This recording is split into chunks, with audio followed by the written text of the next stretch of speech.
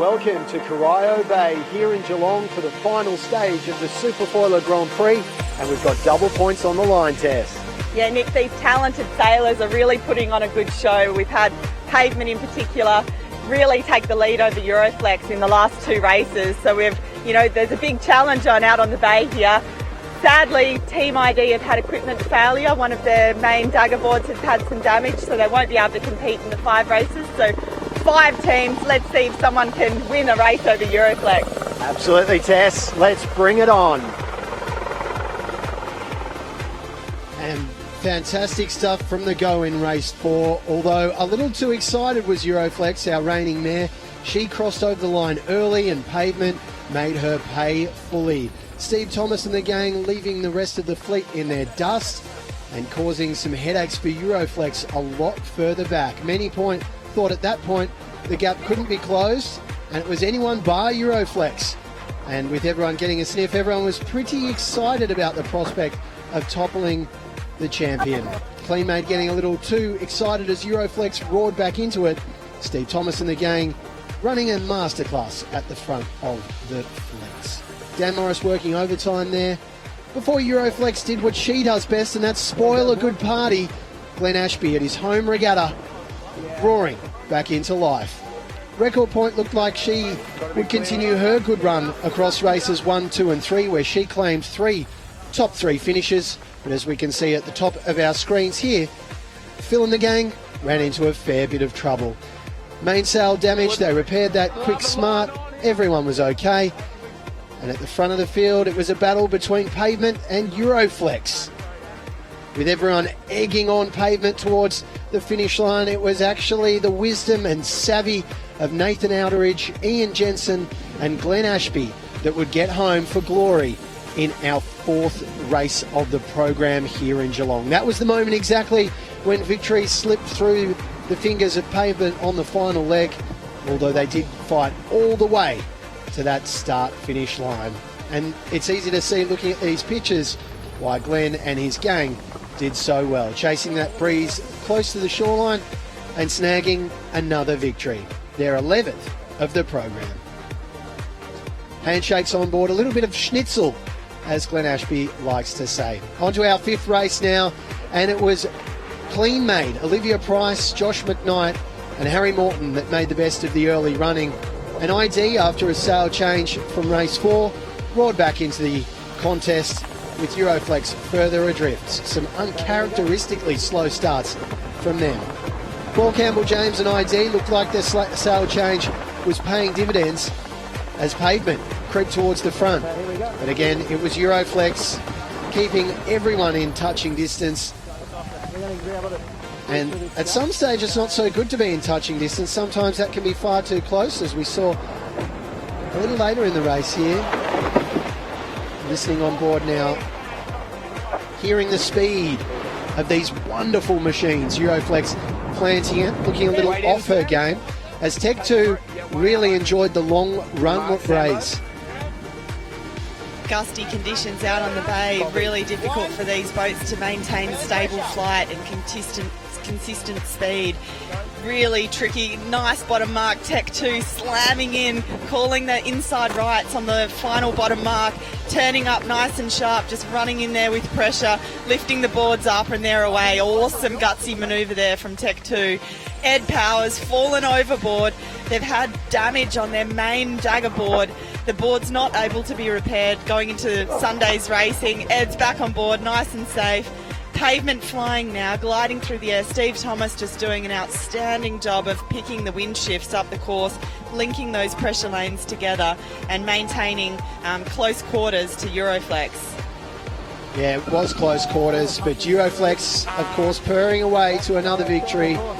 And Pavement came in second. They've been the real surprise packet of this regatta. As we take a look at the standings after 5 races so far, Nathan Outeridge and the gang on Euroflex on 30. 10 points behind, it's Pavement. Record Point just 1 point behind them. ID Intranet, their regatta's over, but a good showing from them. They were on 13 when their campaign came to an end. Cleanmate and Tech 2, 12 and 11 points. Steve Thomas was the man across race 4 and 5, and Jack McCartney was able to catch up with him. So, Steve, a great couple of races, race 4 and 5, fantastic effort. You pushed Euroflex all the way to the line. What have you changed? What are you doing better? Yeah, thanks, Jack. We haven't really changed a lot. We're just refining the processes, and we're making a big effort today to just keep things simple and try and just execute the decisions as well as we can. I was talking to Nath after racing on Friday, and he gave us a few little tips about how to do the tacks a bit better. And I think in race 4 we actually might have beat him in the tack, so that was pretty cool. Yeah, you're definitely tacking better for sure, and it looked like it was pretty key getting around to the top mark and getting away in pressure. Euroflex got the better of you there a couple of times. Yeah, the decision to 4-point versus 3-point was really tricky, and we sort of missed a few of the top mark lay lines, so we didn't come in with as much speed as we would have liked. And the faster you come into those top marks, the easier it is to get out and get downwind. If you're slow and on in the water, then it's a big pickup, and you lose a lot of meters pretty quickly. You look pretty locked in upwind. The boat was going like a train. How was it feeling? Yeah, no, it's feeling really good. We've done a lot of work on the boat to get the upwind speed over the last few days. I think we were lacking a bit with that in Adelaide, and pretty stoked with how it's going. So double points. What's it going to take to beat that blue boat? I think much of the same. We just got to keep getting better and refining, and we know we can get in front. Now we just got to stay in front. Great stuff, guys, and good luck for the rest of the series. Cheers, Jack. Steve Thomas, a real surprise packet, but not as much of a surprise as the weather yesterday, Tess Parkinson, playing havoc.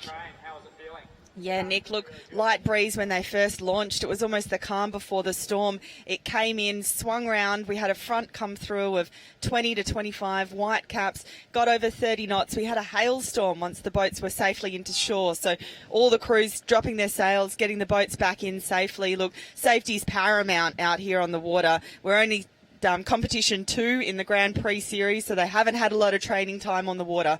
So look, playing it safe, best just to go in and prep for the races the following day. Yeah, it was wild out there, and it got wild in the boat park after that too. Let's take a listen.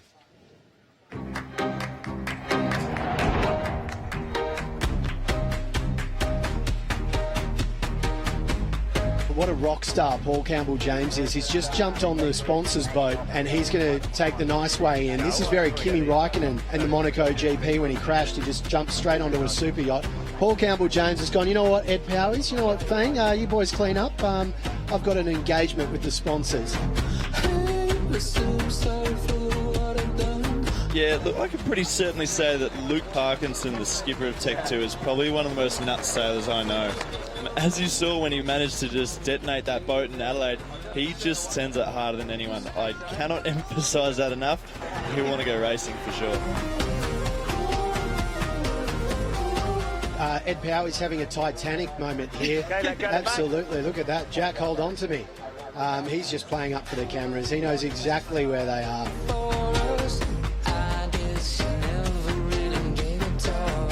You can see Guy Andine there, the shore crew for Record Point, just sporting the big yellow life jacket just in case.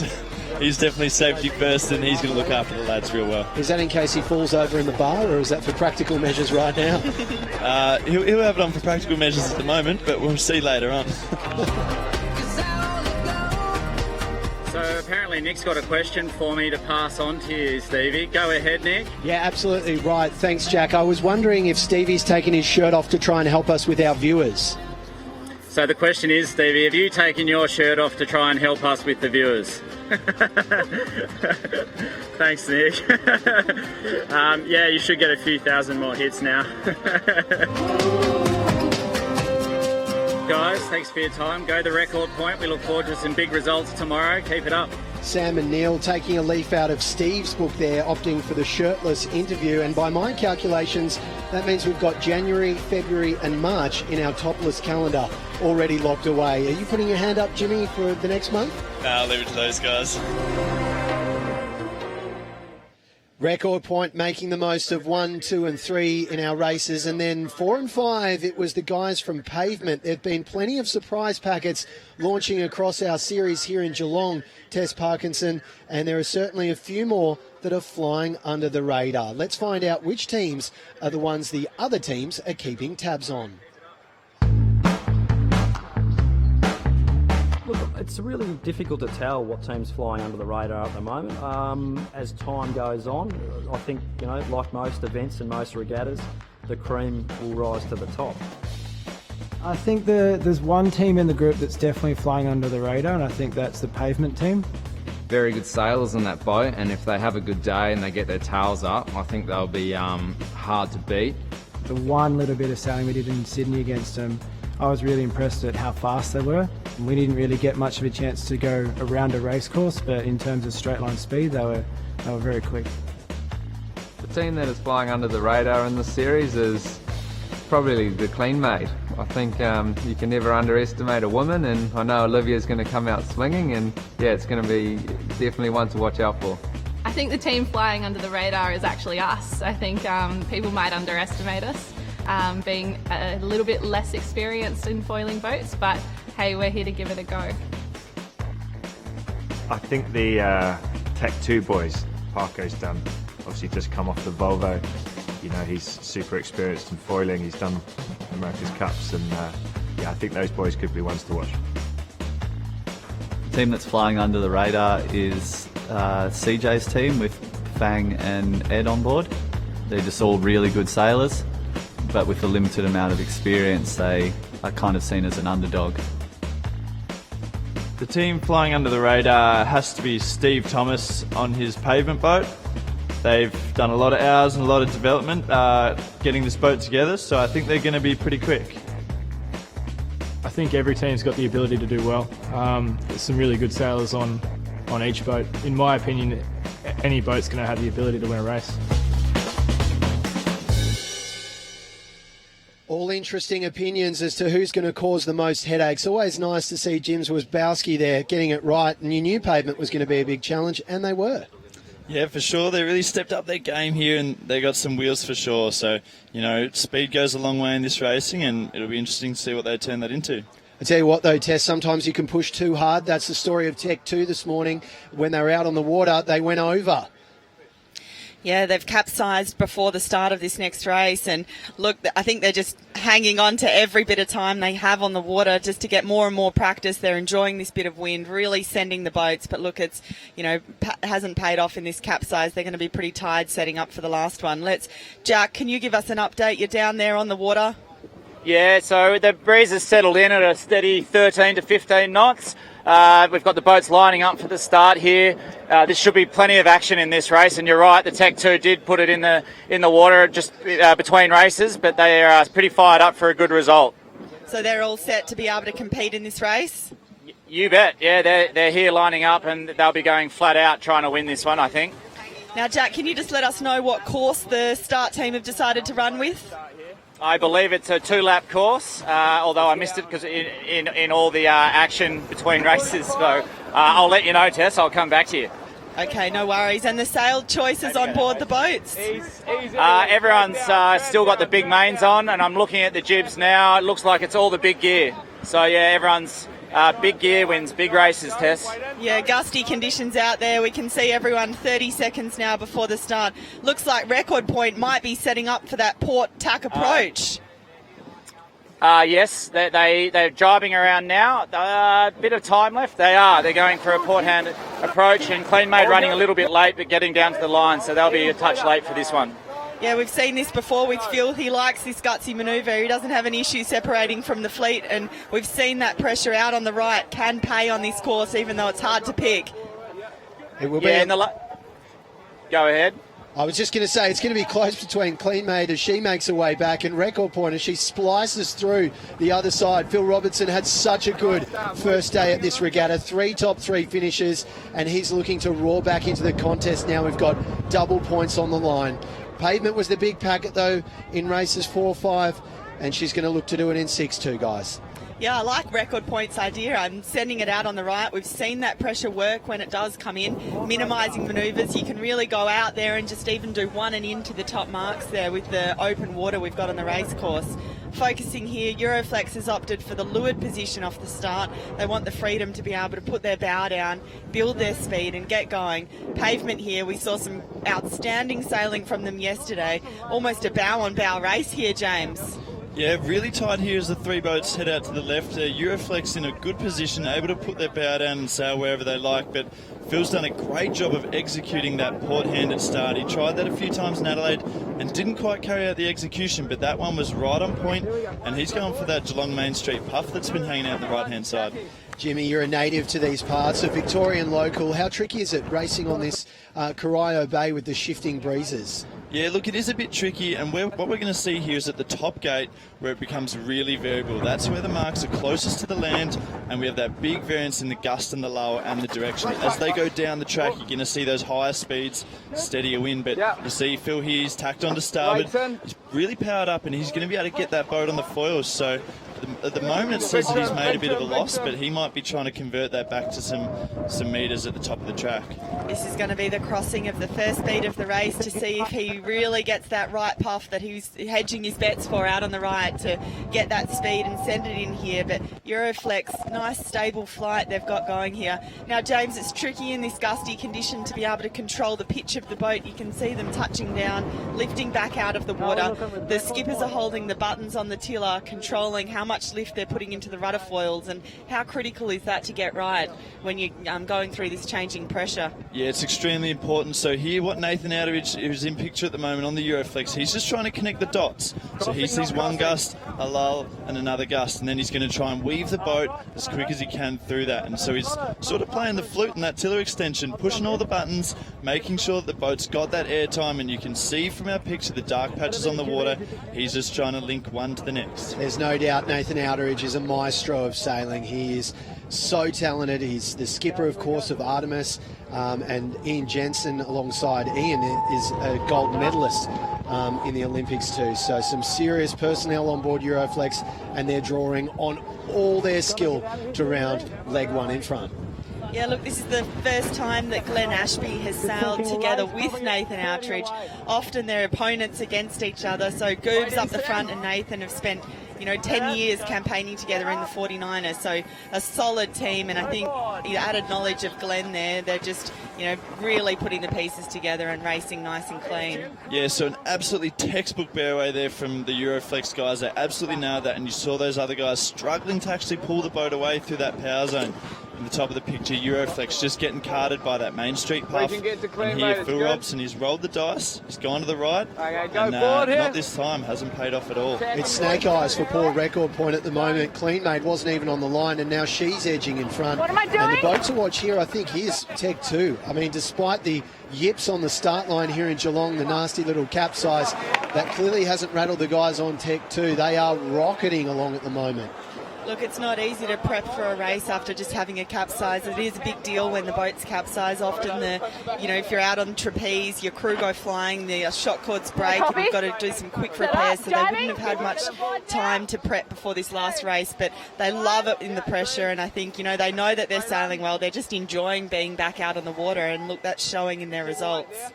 Yeah, look, we've got a great aerial shot here. You can see how patchy the water is with that pressure. Pavement here, they're getting absolutely carted. They're in about 15 knots. They're going to be going twice the speed of the wind. They'll be pushing 30 here. Absolutely on the edge. You see Dan Morissette just trying to hang on. And Nathan Outteridge will be looking over his shoulder, seeing these boys coming at them, knowing that they're just eating up the metres into their lead. You could see Reese there just drop low on the wire there. Max weighed out. Looks like Steve's calling, come on boys, faster, faster. Max weighed out here, I can hold it. Prepping in for a jibe. Dan's getting that leeward foil ready to pierce into the water there. Punching it down. The two crew move across to the other side first. Steve adjusting the rudder foils with the buttons there as he moves underneath that low main out on the new jibe. That was a jibe in a lot of pressure. Yeah, that was really good job there by Steve Thomas. They've gone around that top gate, and now they're on their way to their bottom mark. But before they go there, they've got to go back through the start-finish line.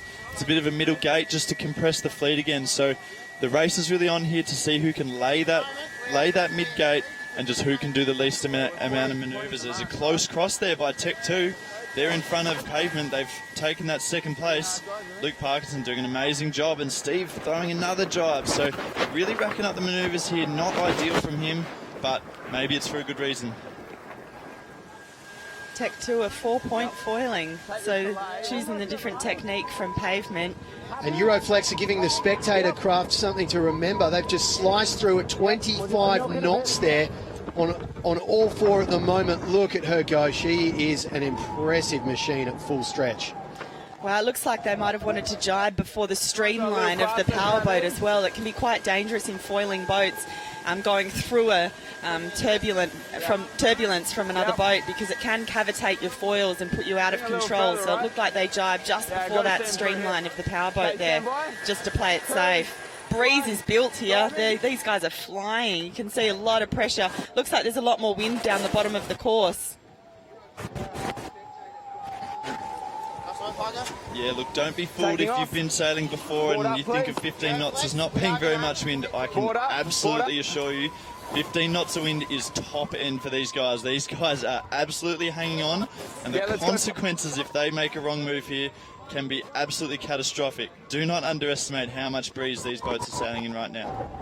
And don't underestimate Euroflex as they go flying through there, really at the peak of her powers at the moment. Tech 2 have done so well just to be here, running repairs, round-the-clock stuff, and the crew on board Tech 2 are repaying the efforts of everyone that worked so hard to get her on the line by putting in such a clinical performance here.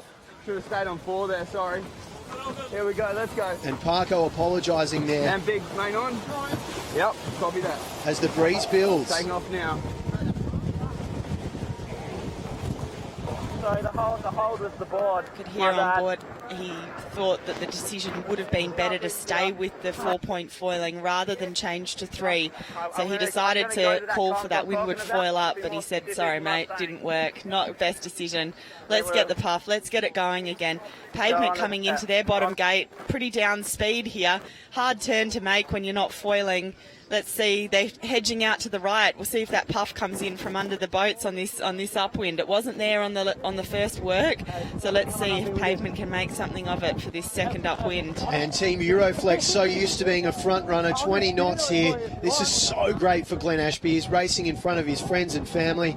He was a champion in Bermuda at the America's Cup, but that was so far away from his base in Victoria. This is a chance for his friends and family to watch him, just to remind them how he is at the top of his field, the top of the Everest of sailing.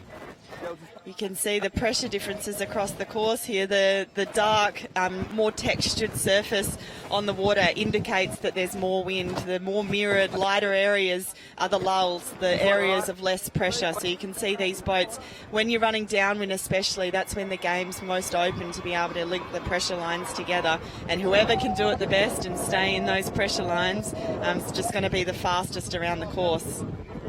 Jimmy, it looks like that Euroflex are doing it easy at the moment, but it's very difficult work in this kind of breeze. Strategically, sure, but also physically. Yeah, absolutely. The two guys on the front working so hard, Goobs and Glenn Ashby there.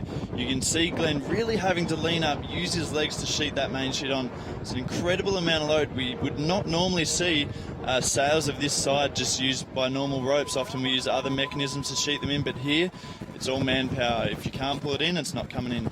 And speaking of manpower, Team Tech 2 turning out 18 knots of boat speed, and the man at the front, Sammy Newton, he's bounced back from an injury. He was at the front of their boat in the nasty crash they had, and a really great effort from him. He was not going to miss out racing on Geelong.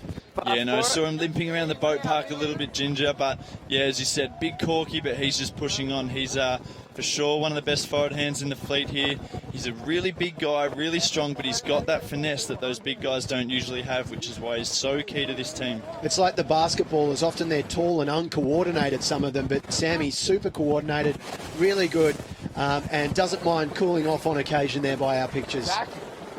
Yeah, look, he's really one of a kind. It is so hard to find guys his size and weight that can perform like he does. And here we go up to the top of the track. You can see Tech 2's closed the gap on Euroflex. But this is where it gets hard. This is the jailbreak. You've got to get in and get straight back out again. You've got to exit the top mark fast. Don't get stuck in one of these lulls or your hull's just going to be like glue to the water. You don't want to be looking behind you trying to find pressure, do you? You want to be picking it while you're in it, staying in it and riding it down as long as you can.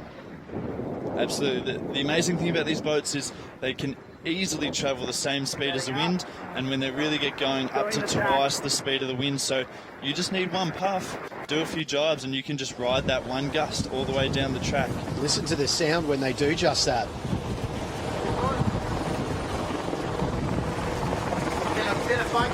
Yeah. I think a big header's coming. Fly and trap, stand by tack. A little further. So Luke's calling there, the wind's gone left. Yeah, copy that. Little build here, guys. Aidan Menzies does a lot of talking, so does our man on the water, Jack McCartney. Jack, what have you got for us? I just saw a man overboard situation on the clean mate at the bottom of the track, so it looks like they've got that crew member back on board, but yeah, they slowed up there to wait for the person to get back on board. The pro guarding guys were quick to get in there and pick up the crew member. Is there a lot more wind down the bottom of the course there, Jack?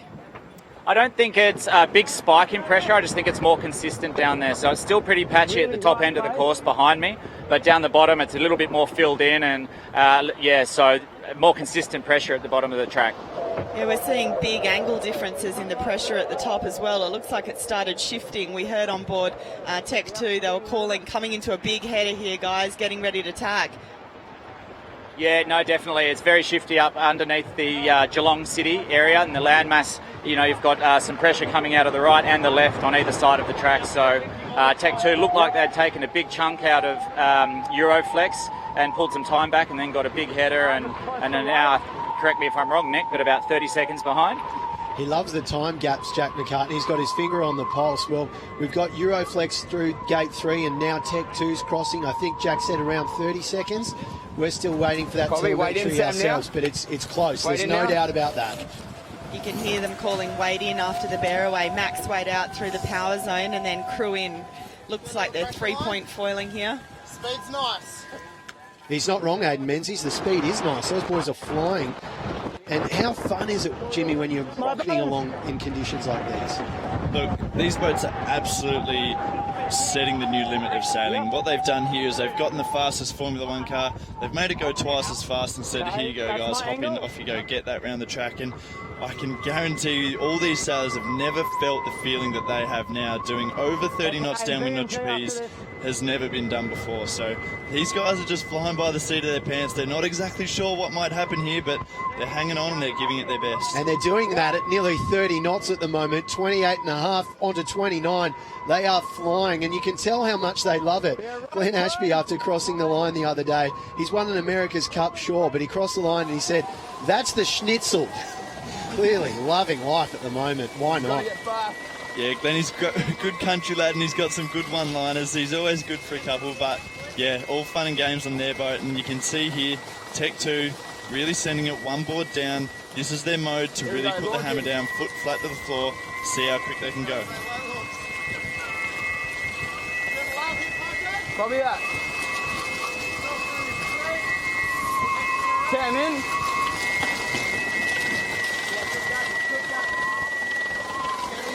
Leaning up, Sam, so I can see. Sam's blocking Luke's view, he can't see. I'm amazed he can even hear with the whistling of the wind at 26 knots there. It must be hard to communicate. Yeah, super tough to communicate, and there's so many things you're trying to talk about. So you can see there Sam just jumping in, and they're trying to get this low mode, get through the middle gate. But above. Oh, here we go. Struggling for the ley line. 3, 2, 1, go board. 2, 1, diving. Calling it through on our final leg here. Look at the guys go. A well-choreographed ballet of power and balance. And they're going to eyeball Euroflex on the way through here too. Keep it on 4. Gone below. So Tech keep the board down for a bit. Yep. Pressure on. Yeah. Still talking their way through as Euroflex close in on the line on this, their final leg. They're gunning for 13 straight here. A huge effort. Yeah, you can see Glenn Ashby just doing some housework there. He's got all his lines hanging over the boat. He's got to try and get all that organised. There's nothing worse than when you're coming up to manoeuvre and you're just tangled in ropes. You can't move through the boat. You've got to keep that all nice and tidy. It's quite tricky to get the main sheet take up working exactly how you're comfortable to trim the main with it.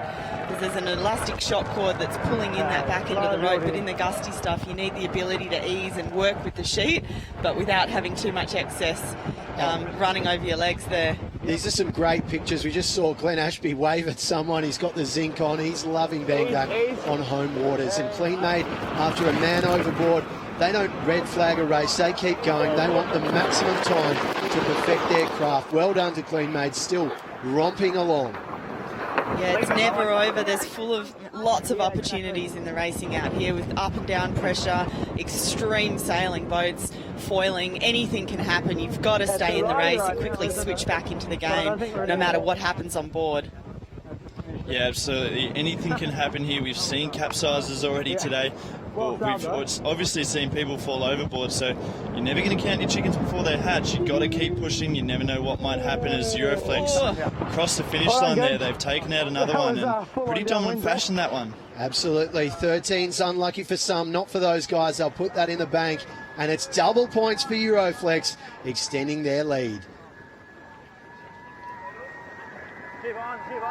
And the boys celebrating. It looks like it is tough out there. I wonder if Glennie's contemplating the mode of chicken. I wonder if it is another schnitzel after that effort. Yeah, Gooby's just lying down there. They'll be getting the gels and the energy bars on the boat, ready for the next one. Tech 2 on their way back up, win record points, still heading down to the bottom mark. So awesome performance here by Tech 2, bouncing back straight from a capsize in second place here. Can see here the boys probably won't like me pointing out, but you can see they've got mud on the top of the main, so in that capsize the mast must have got stuck in the mud. Luckily no equipment damage, and they're even able to compete in this race here, which is awesome. Yeah, even the Superfoiler is able to get a little chock top up there on the mast, and interesting to see there, Pavement really struggling in this race. They've got the two boards down, trying to get down the track, but just can't link up the puffs. So they've been sailing really well so far and just haven't been able to string it together. 3, 2, 1, as it hits, here we go. Big pressure, bro. Aiden pushing out here, Luke calling big pressure. Big swing, Sambo. Right. Chill a little. We do not very good speed builds out of the tack, so got to have a look at the old Euroflex footage. How about that? That's pretty cheeky. He's just saying he's going to do a bit of spy work after the race on Euroflex to see how they get through that manoeuvre. The Volvo Ocean Race winner, of course, and not up to a few dirty tricks as well, a bit of spy work in the boatyard. Nothing wrong with that, as Tech 2 show us why they've been so missed in the Adelaide Regatta. It's great to have them back, and they take second in race 6. Yeah, awesome job there. Luke Parkinson, Aidan Menzies in the middle trimming the main, and the big Sam Newton on the bow. Have you ever tried to get a word in with Aidan Menzies? I imagine it'd be pretty difficult, Tess. A what? I'm just listening into them. I want to try and pick something up here. They're trying to figure out how they can get a bit more speed out of the tack. Oh, we lost.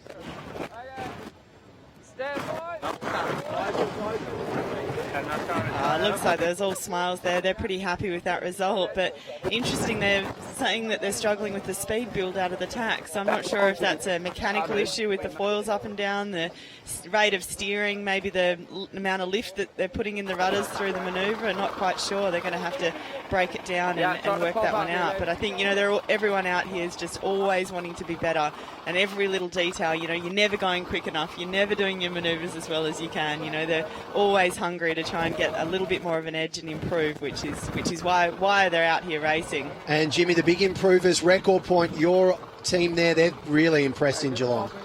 Yeah, Phil's really getting it sorted now. We saw in Adelaide, obviously with me doing my knee and the rest of our crew sort of having some injuries, we sort of stitched him up a bit and he didn't have a consistent crew on the front of the boat. So now he's got the big Neil Hunter. He did one day with him in Adelaide and he's back on the boat on the front there. And then in the middle, the big inclusion, Sam Phillips. He's from Sorrento, local boy, and an amazing 49er main sheet trimmer. So he's really gelled the team together, Sam, in the middle there. And, it's going to be really interesting to see what he can pull together at this event. I wouldn't write him off at all. He can win races for sure. And Phil Robertson, a match winner, obviously, as well. He is seriously classy and had a chance to talk to him on a few occasions. He's always smiling. What's he like to be around? Is he really always smiling as well? Does he ever get in a bad mood, this guy? For sure, everyone gets in a bad mood every now and then, but no, Phil's really good. The thing with him is once he gets on a roll, he can be unstoppable. Once his confidence up, he is capable of absolutely anything. So, you don't want to give him too much or he can really run away with it. As Pavement give our spectator vessel a really close inspection, and we've had some pretty impressive guests in our corporate hospitality boats. We had Greg LeMond, a 3-time Tour de France winner, a champion cyclist, a Grand Tour winner. He was on our boat yesterday, so really is the place to be. Must get ourselves there one day, Tess. Yeah, it looks like even some of the teams are having to either decide whether they're going to sail above or below. They're so close to the course out there. We heard, I think, before on Tech 2, they had the pressure and then ended up going below them. So, lots out on the water there. Jack, have you got an update for us from the water? Yeah, I'm here with Parko. Great effort, boys. You must be happy with that one. Yeah, we're getting better every race. And, we just got to get that first work and off the start line in good shape and we'll be right up there. That was one hell of a jibe around the VIP boat. Tell us what was going on there. Well, it was basically all or nothing around there, so we just went for it. And, the guys up front doing a fabulous job. We just stayed calm and cool like it wasn't even there, and we pulled it off, which is perfect. Heard you talking about the speed build out of the tacks. What have you got to do to get that going? Yeah, we are struggling a little bit on the speed build out of the tacks and a little bit upwind, so it's just something we know we have to work on. So we're going to keep learning and keep chipping away. I've probably got one of the fittest crews on the bow from the Cup, so bring on more races. So you tipped it in just before that race. Probably not the best idea to do it again, but was that a little swim woke you boys up? Yeah, we're just trying something different in the jibes, and we've worked it out a bit more now, so it's all learning. But the main thing, big credit to the guys who built and designed these boats. We can capsize, get it up, and we just raced. So there's not too many other boats with electronics you can do that. Great stuff, Parko. Good luck for the rest of the races. Thank you. Well, Parko will be loving that. A good showing for them and a good little nod to all the boat builders who got them there as we get an idea of just how much of a blow we've got going across Corio Bay at the moment. Yeah, look, it's pretty consistent out there, Up the top of the track, we're seeing that big ratio in the gust to the lull, Some lulls us down around 7-8 knots, and then there's this huge vertical pass dropping onto the water at 15, 16 knots, and it's funny to see there, Harry Morton's lost a shoe, so he could be a little slippery across the tramp. But, huge difference in the puffs and lulls at the top of the track. And as they get ripping down towards the bottom, they've got that runway, the breeze steadies out, and that's where we're seeing these top speeds. He's taking a leaf out of Ed Powey's book there. Ed's not a big fan of shoes either. I've heard he walks around the boat park barefoot. Is that true? Yeah, I think the only time Ed does put something on his feet is when he's actually sailing, so he should be all right. But, the tramps, those sealed tramps, they're made out of sail material, so not like a normal trampoline on a boat, and they're incredibly slippery at the best of times. So Harry's going to have to get his gecko feet on to stay on that boat today. It's amazing grip and amazing work there from CleanMade too to keep things on track. They obviously had someone over at one stage, and I'd be willing to bet it had something to do with the single foot of Harry there. Maybe there's a little prize for a talented scuba diver to go and grab one of those forward whip booties. Oh, look, credit to them. They've got Harry back on board and they're really working hard to complete this race. That's their final bottom mark rounding before their upwind approach to the finish. So, they've kept their head in the game. They've kept fighting. If they can cross the finish line in fifth position, it's still a good result to carry forward. There's not much in it between these teams. Well, look, I've heard of Michael Jackson wearing one glove, but Harry's going the one booty there. It's a good look. Don't know if it'll catch on, but incredible incredible scenes. And we're hearing that he did actually lose it when he slipped overboard. So a great sight there, just to know he's a bit of a frog man. Great balance and a great effort. Good insight into the team to know that they're not going to red flag a race. They're going to fight all the way to the finish.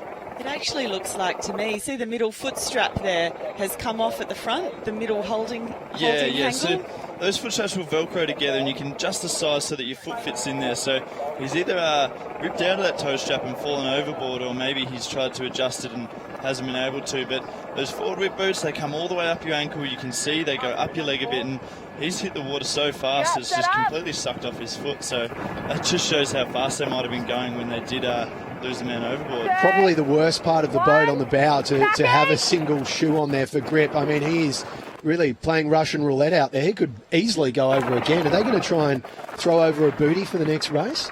Or will he just take the other one off? What's going to be safer? To be honest, I don't even reckon Harry would be thinking that he hasn't got a shoe on. They've got so much on these guys out on the boats here. He just, that's just how it is, and he's probably forgotten about it and just sailing normally, He's got a lot of agility, a lot of feel. Just, he can always grab the guy behind him if he needs that bit of stability. I reckon he'll get through the day with one boot. Yeah, and as you mentioned before, Tessa, when they do lose someone over the side or capsize, they lose their trapeze ring, and you can see it hanging there.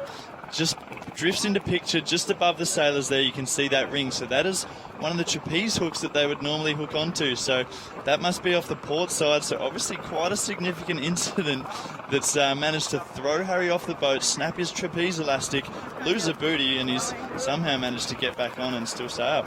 And Jack's jumped on your old boat. He's on board record point. Yeah, here with Phil. That was a great battle between you and Pavement. You got the better of him. Yeah, we did. We found our modes sort of got a bit stitched up by sailing on port off the line. We thought it was a winning move, but it turned out to be a dud, and that's yacht racing. But we clawed our way back into it, had a nice mode upwind, and managed to sail a really nice sort of last downwind with a couple of nice jibes in there too. So it was good to rip past him and get one back. There's a few solid puffs out there. You must have been hitting some good speeds.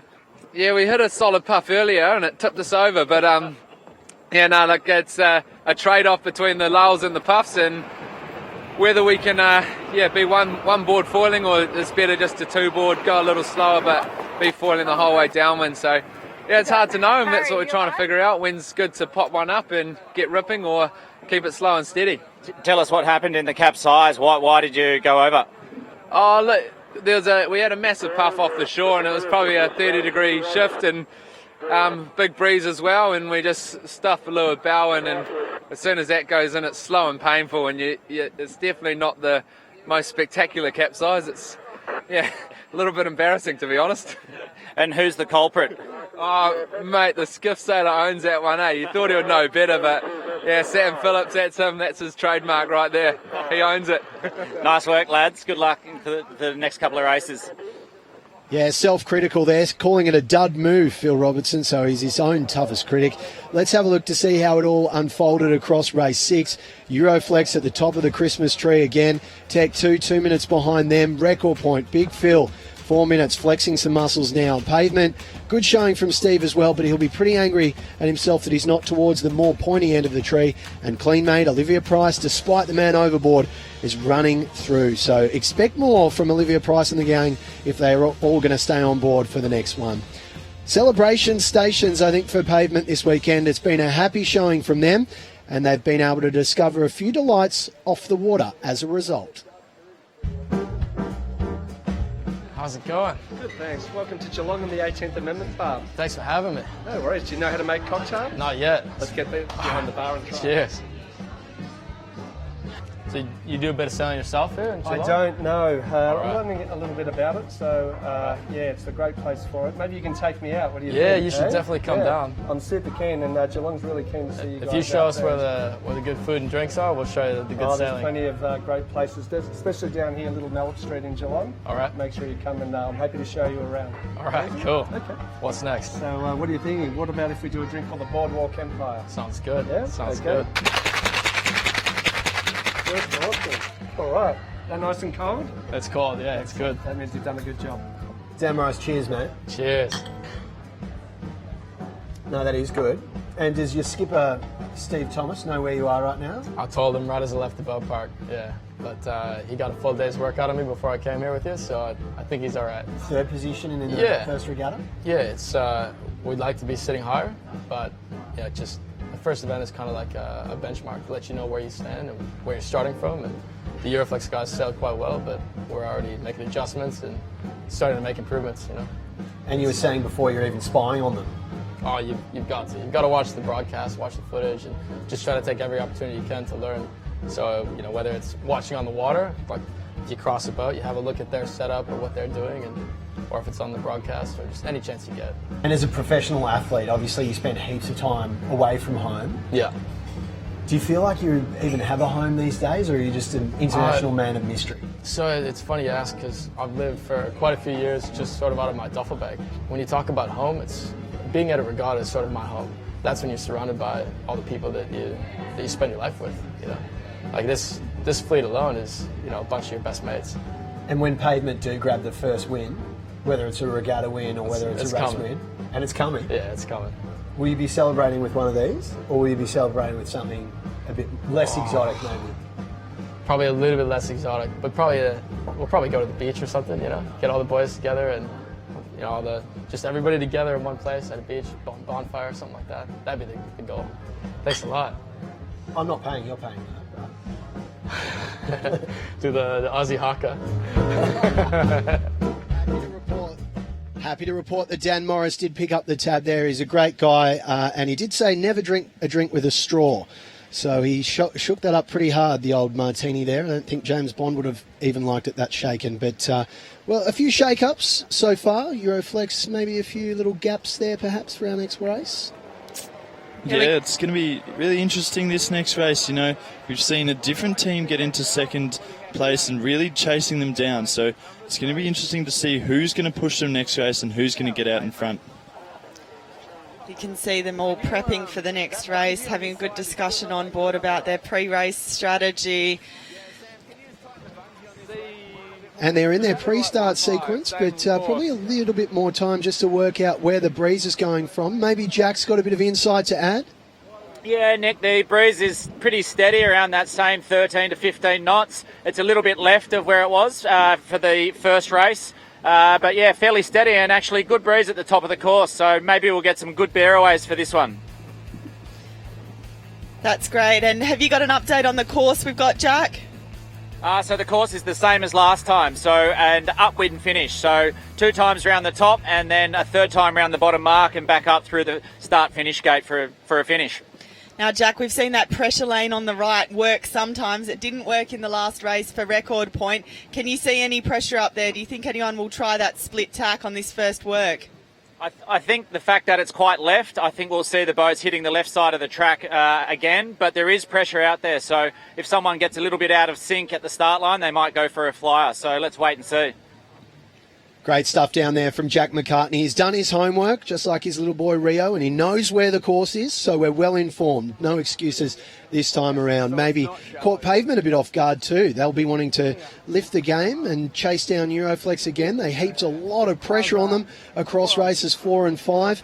Let it slip a little bit in race 6, but the Wind Whisperer, Stevie Thomas, he'll be back better than ever. And interesting to hear him say that he even has a few pointers, exchanged a bit of knowledge with the Euroflex guys. So pretty generous. Is that common at regattas, Tess, that people share setups? I wouldn't think so. Oh, look, it's a bit of give and take. I think you want to keep your secrets pretty close to your chest, but, you know, if you don't give away anything, you're not going to get anything back either. And, look, all these sailors have competed against each other for years. So, look, it's a pretty healthy rivalry, I'd say. But, look, interesting information from Jack that the wind's shifted left, and it could be a left-hand favoured racetrack. Could make for a difficult start. Everyone looks like a lot of boats on port here, maybe just checking out the different angles with 2 minutes to go to the start. So I think that left racetrack could be tricky to know if it's going to stay in the left or if we're going to see it flick back to the right, because it doesn't look like a stable breeze out on the course at the moment. So knowing if it's going to shift back or hold in could be hard for the teams to plan their strategy. Yeah, absolutely. It's interesting to see the teams setting up here. You can see Pavement staying awfully close to Euroflex, so there could be a little bit of a battle on for the pin end in this race. You can see Nathan Otis just doing a little defend there to make sure he gets just a leeward and forward so that he's going to control Pavement. Now Clean Mate's racking up as well. And what you're going to see different in this start to a normal sailboat race is where these boats are going to try and slingshot off the line. They're going to try and hit the line at 20 knots, fully foiling on the gun and not be over, which is really, really difficult. And understanding how the boat accelerates is not something that the teams have a lot of knowledge of yet. So they're really just going to give it their best. But yeah, it'll be interesting to see who can pull off the best slingshot and jump forward. Just a minute to go now. Yep, let's get out of here. Go forward. Bit of Tech 2 just behind the pack. They might bit of a left kick. be wanting to make this acceleration from further out to try and come in foiling as they hit the line. You see Euroflex just bearing away once again over Phil, just making sure they lock down that pin end. They want to be able to put their bow down and go. They have already creeped over the line once this regatta. They'll be wanting to make sure they don't repeat that. That was a very costly error. And Tech 2 obviously going for a bit more runway so she can really hit the line galloping. Great shot of the boats racking up here. You can see this low-speed boat control. When will they pull the trigger? 10 seconds to go.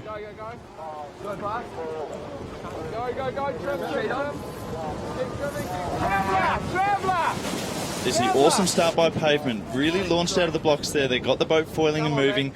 Really extended in the midpoint of the line. They've won that start for sure. That's a great effort to get off the line there. It looked like Euroflex sort of planted in there and the boys got a real cool down, but they've adjusted quickly and they're ratcheting it up again. Awesome work here from Euroflex, really working that high mode on the foils, just pinching Phil out on record point there.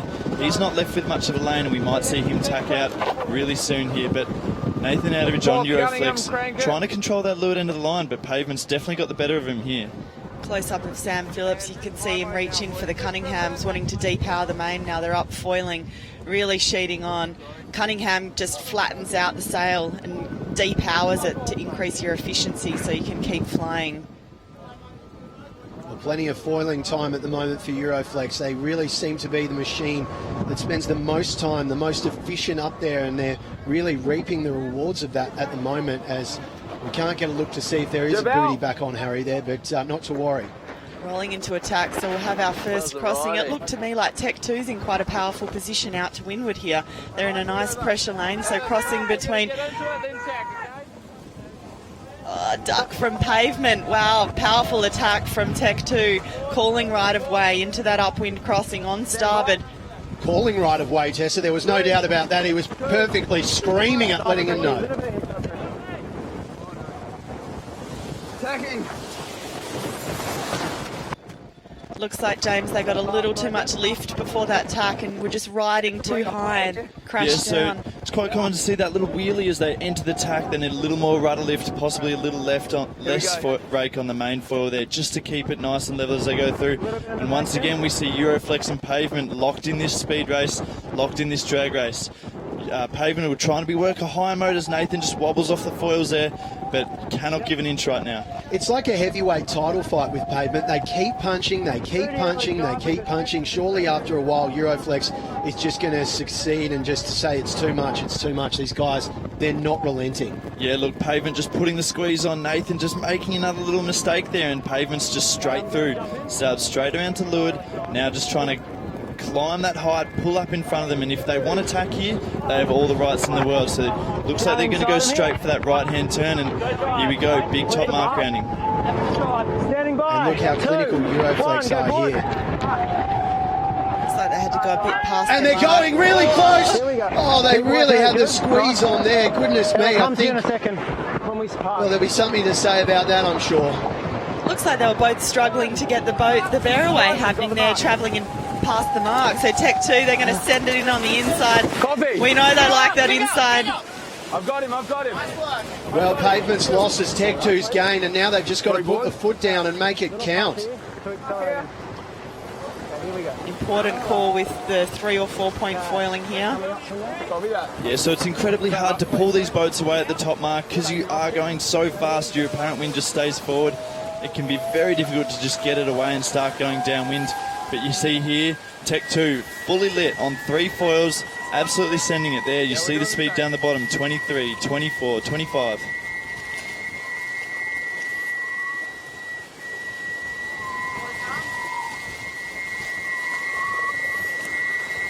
Oh, these guys are smoking it down here. Copy, further here. Wade. So here they have the option to sail fast if they want and get another man on trapeze, but they're opting to try and get down the course, get away from the land and sail a little slower, a little lower. Spectacular pictures there from our man Rob on the water, really giving us an insight into how close the racing is and the concentration etched across their faces.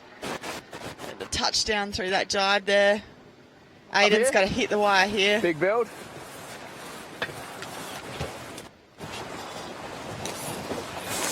Can hear Luke call. Fucked it as well.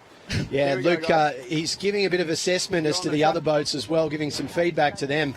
But not to worry, we're looking at Pavement now. So Pavement just overtaken Tech 2 there into second position as Euroflex is absolutely sending it down the course. Oh, rolling into the jibe. Oh, and Sammy at the front there. And Did Aiden well to falling hold over. on. Yeah, they'll be replaying that and wondering what went wrong there. Over and over again in their heads if that turns out to be costly. You see Pavement here just getting a bit out of sorts, not enough lift on that leeward foil. They might have crashed off the foils, but Tech 2's taken full advantage of that, put 200 metres on them in the blink of an eye, and you see Euroflex further down the track there, still sending it hard on 3 foils. You can see how challenging the conditions are out here. Not easy for anyone here to nail a foiling jibe. Okay. Dan Morris, he likes them shaken and stirred, and he's pretty shaken up after that touchdown, but they ride on the Pavement, boys. They're in 4th at the moment, trailing record point. Tech 2's ahead of them, and Euroflex in the lead. Yeah, so it seems record point might have just overtaken Pavement there. Obviously a big mistake from them as they came off the foils and really down speed, hard to get the boat moving in. And there you see record point. So they've got to get underneath that boat in the top of the picture. Pavement rolling over the top, able to convert some depth there. This converging through the middle gate adds another sort of complication on the downwind to their strategy, doesn't it? Not just staying in the pressure, but being able to pick that ley line so that you don't have to jive and down speed through the middle gate. You can slingshot through it and then keep sailing for the bottom marks. And what about that mistake? Because Clean Mate is now getting a sniff as well. They're right back in this. Don't write them off yet. Yeah, Clean Mate look pretty comfortable there. They're pretty stable through the water with the 4-point foiling, and Olivia looks pretty comfy sitting in there. Team working well together. The teams are coming in now to the first bottom mark of the race. Yeah, and Tech 2 not far behind, 40 seconds behind at the bottom mark there, so that's not much of a gap at all. You know, you can see they're in the top of the frame going upwind. Pavement trying to work down to that bottom mark, and can't see quite where record point is here. Maybe they've legged out a little bit from the boys on with Phil Robertson there. Yeah, the Tech 2 guys, they've really thrown down the challenge already, and I know Luke Parkinson is particularly a harsh critic of himself. He wanted more from the team, more from himself. He's got high standards, but aside from that, he likes going fast. Yeah, look, and Sam Newton on the bow of Tech 2 is just doing an awesome job to be out there. He injured his leg when they had the boat damage in Adelaide. He's still got a huge cork, tricky to move in and out, and he's playing it tough, and he's a huge asset to the boat out on the water. So good on you, Sam. Absolutely, and here's record point. Never discount them. Phil will be licking his lips here. He's seen Pavement not quite lay, struggling to get around, but he's going to struggle a little bit himself. But there you go. Probably a 100-metre lead down to 40 or 50 metres, just like that. It's amazing how quickly the margins can come down. Just a small error or just excellent execution from another machine, and a gap can evaporate in the blink of an eye. Makes it a bit easier, doesn't it, when you can see someone make the mistake in front of you. You've seen it happen, and you know you're not gonna copy them and do the same. You're gonna make sure that you make the little adjustments, sail a bit lower, keep your speed up, so that you don't run into the same hole the team in front of you has. Absolutely, Tessa, I can relate to that. It's like being at the supermarket and you see someone choose the wrong checkout line, and it's just, your beauty, I'm going to be through much quicker. And Aidan Menzies probably thinking that at 15 knots right now. Lean hard, guys. Big lift, or just straight into a big lift. Yep. I think. Big lefty, no?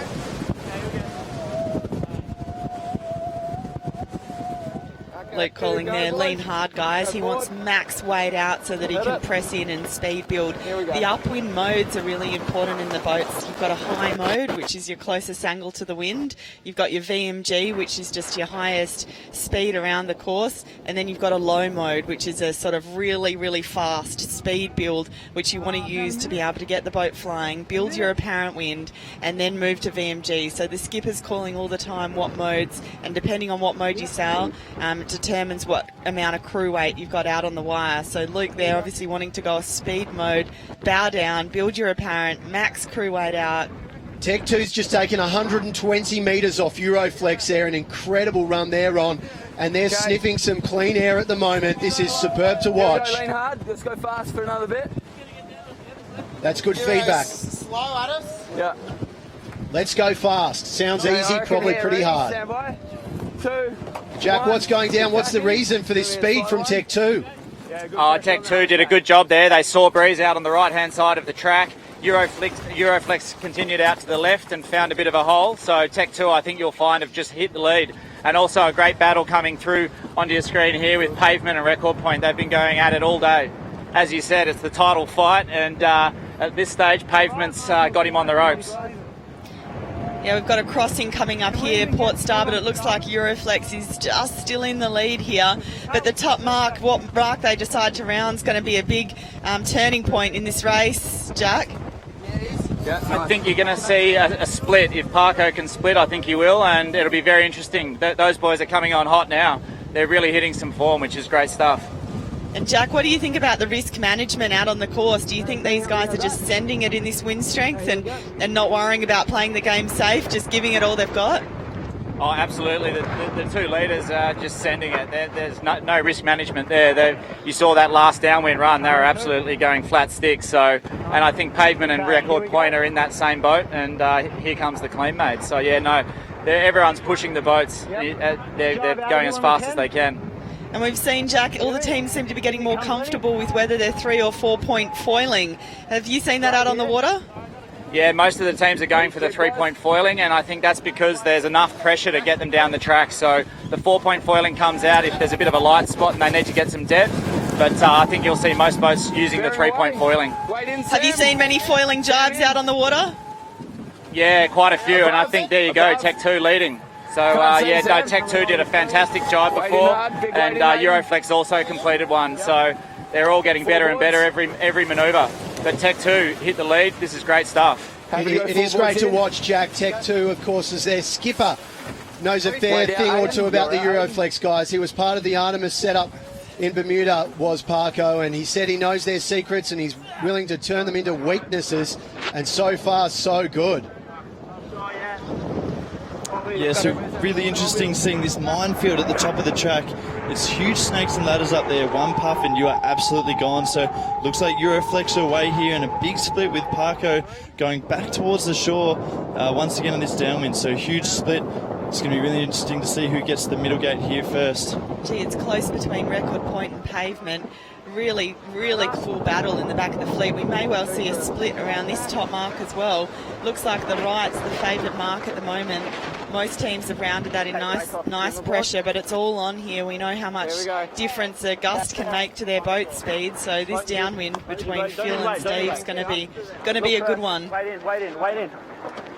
Yeah, you can see right here just how light it is on Pavement. They can barely make the hull fly. They're almost stopped, and feel the same coming up wind. So look, no wind up there at the moment, and it's just going to be who finds the next gust and who gets in it first. Which is why it's so important that Tech 2 stays as close as they can to Euroflex to make sure they're in the same patterns, because it's good night nurse if they're not. You can see Euroflex disappear in the blink of an eye.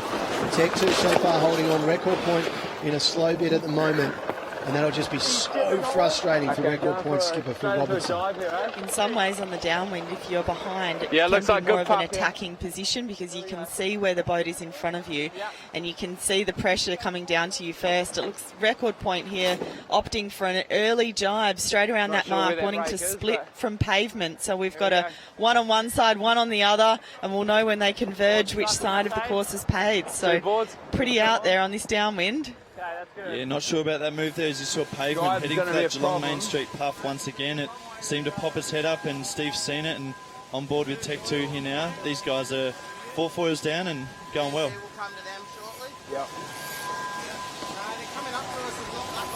They're in our gap here. And the pictures don't lie. It looks like Tech 2's managed to scramble one over the top of Euroflex. This is a real battle, and it must be starting to wear down Nathan Outeridge. They're coming thick and fast, and they're trying to cut his runway in half as well. Look at that. Great pictures. You can see the two bottom marks, the gates there that they're jibing back into. It's going to be critical execution around the bottom to send it on the upwind and pick the pressure. Nathan Outeridge only has eyes for the front of the course. He's not looking back, and why would you? When you're tipping 26 knots, he just wants that finish line to come up soon so they can chalk up another win. Looks like we've got a split converging into the bottom. It looks to me here, James, that Euroflex are fighting for this right mark, looking downwind, and perhaps Tech 2 wanting to go for the left. Yeah, look, I think Tech 2 will be looking for a split here, but just so interesting to see the difference between these two modes. And look, blink of an eye, Nathan Outeridge just pulled 140 metres just like that. That's why they say he's one of the best in the world, and it'd be hard to argue with that. The absolute masterclass, the maestro, is putting together here in Geelong. Hang on, not yet.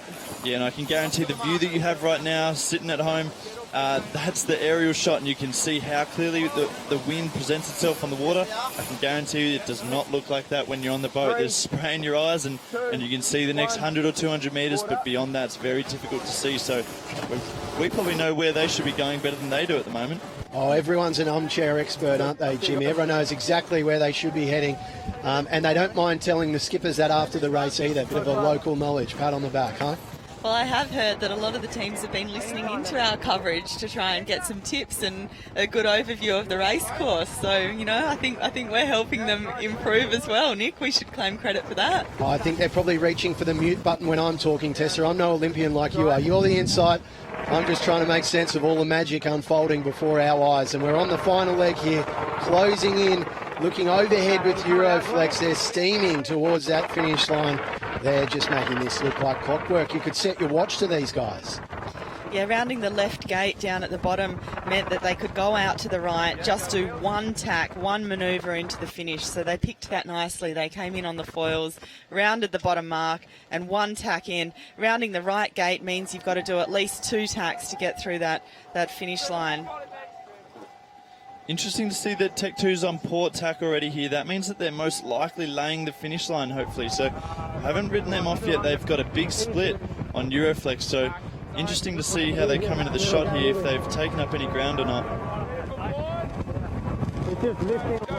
And Euroflex purring again. Look at her go. The corporate boat with a bird's eye view of the Eagles soaring here in Geelong. Euroflex does it again.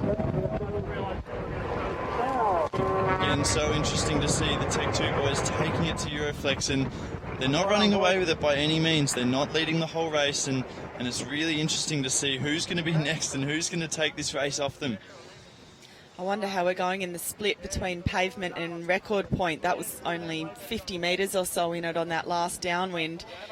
Tech 2 are in a good puff here, flying in for the finish. They should be pretty happy with this second place from where they've come from and their time in the boat. I think they should be, you know, they're closing gauge. They're showing that they can sail the boat quick.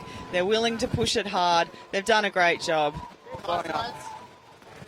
Yeah, interesting. It wasn't the points they were missing that they were frustrated about from the Adelaide Regatta. It was the time they lost in the boat, and it just goes to show they can make it work when they're in there.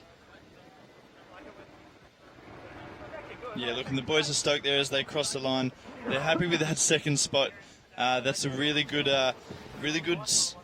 moment for them, and you know they're going to really just build with that confidence And, when you get on a roll, you can be really four unstoppable. boards after that bit of bear away and just coasted it a bit better. Yeah.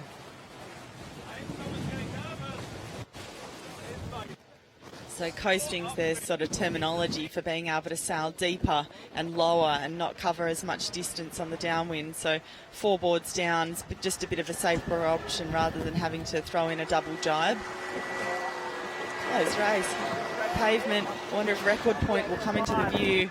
Must be close between those two. Looks like Steve's found a nice consistent patch of pressure to really send it here. Yeah, the golden boat is on a golden run here, a golden Geelong style skyline as well. Such nice pictures for us to appreciate, but when you're on the race course, you're buried looking a couple of metres in front of you at all the blue stuff, trying to spot the breeze. Yeah, it's super tough, and Pavement crossing the line there in 3rd place. I think they'll be reasonably happy with that. It's not a disaster, and they've obviously sailed a tough race there, but they'll build on that as well. And you can see Dan and Reese, they're going to have a few more minutes to catch their breath and recover, get some food, get some drink before the next race. So they're going to have a lot to think about and just really try and gather their thoughts here. You can't underestimate the value of that extra time, I guess, can you, before the start of the next race?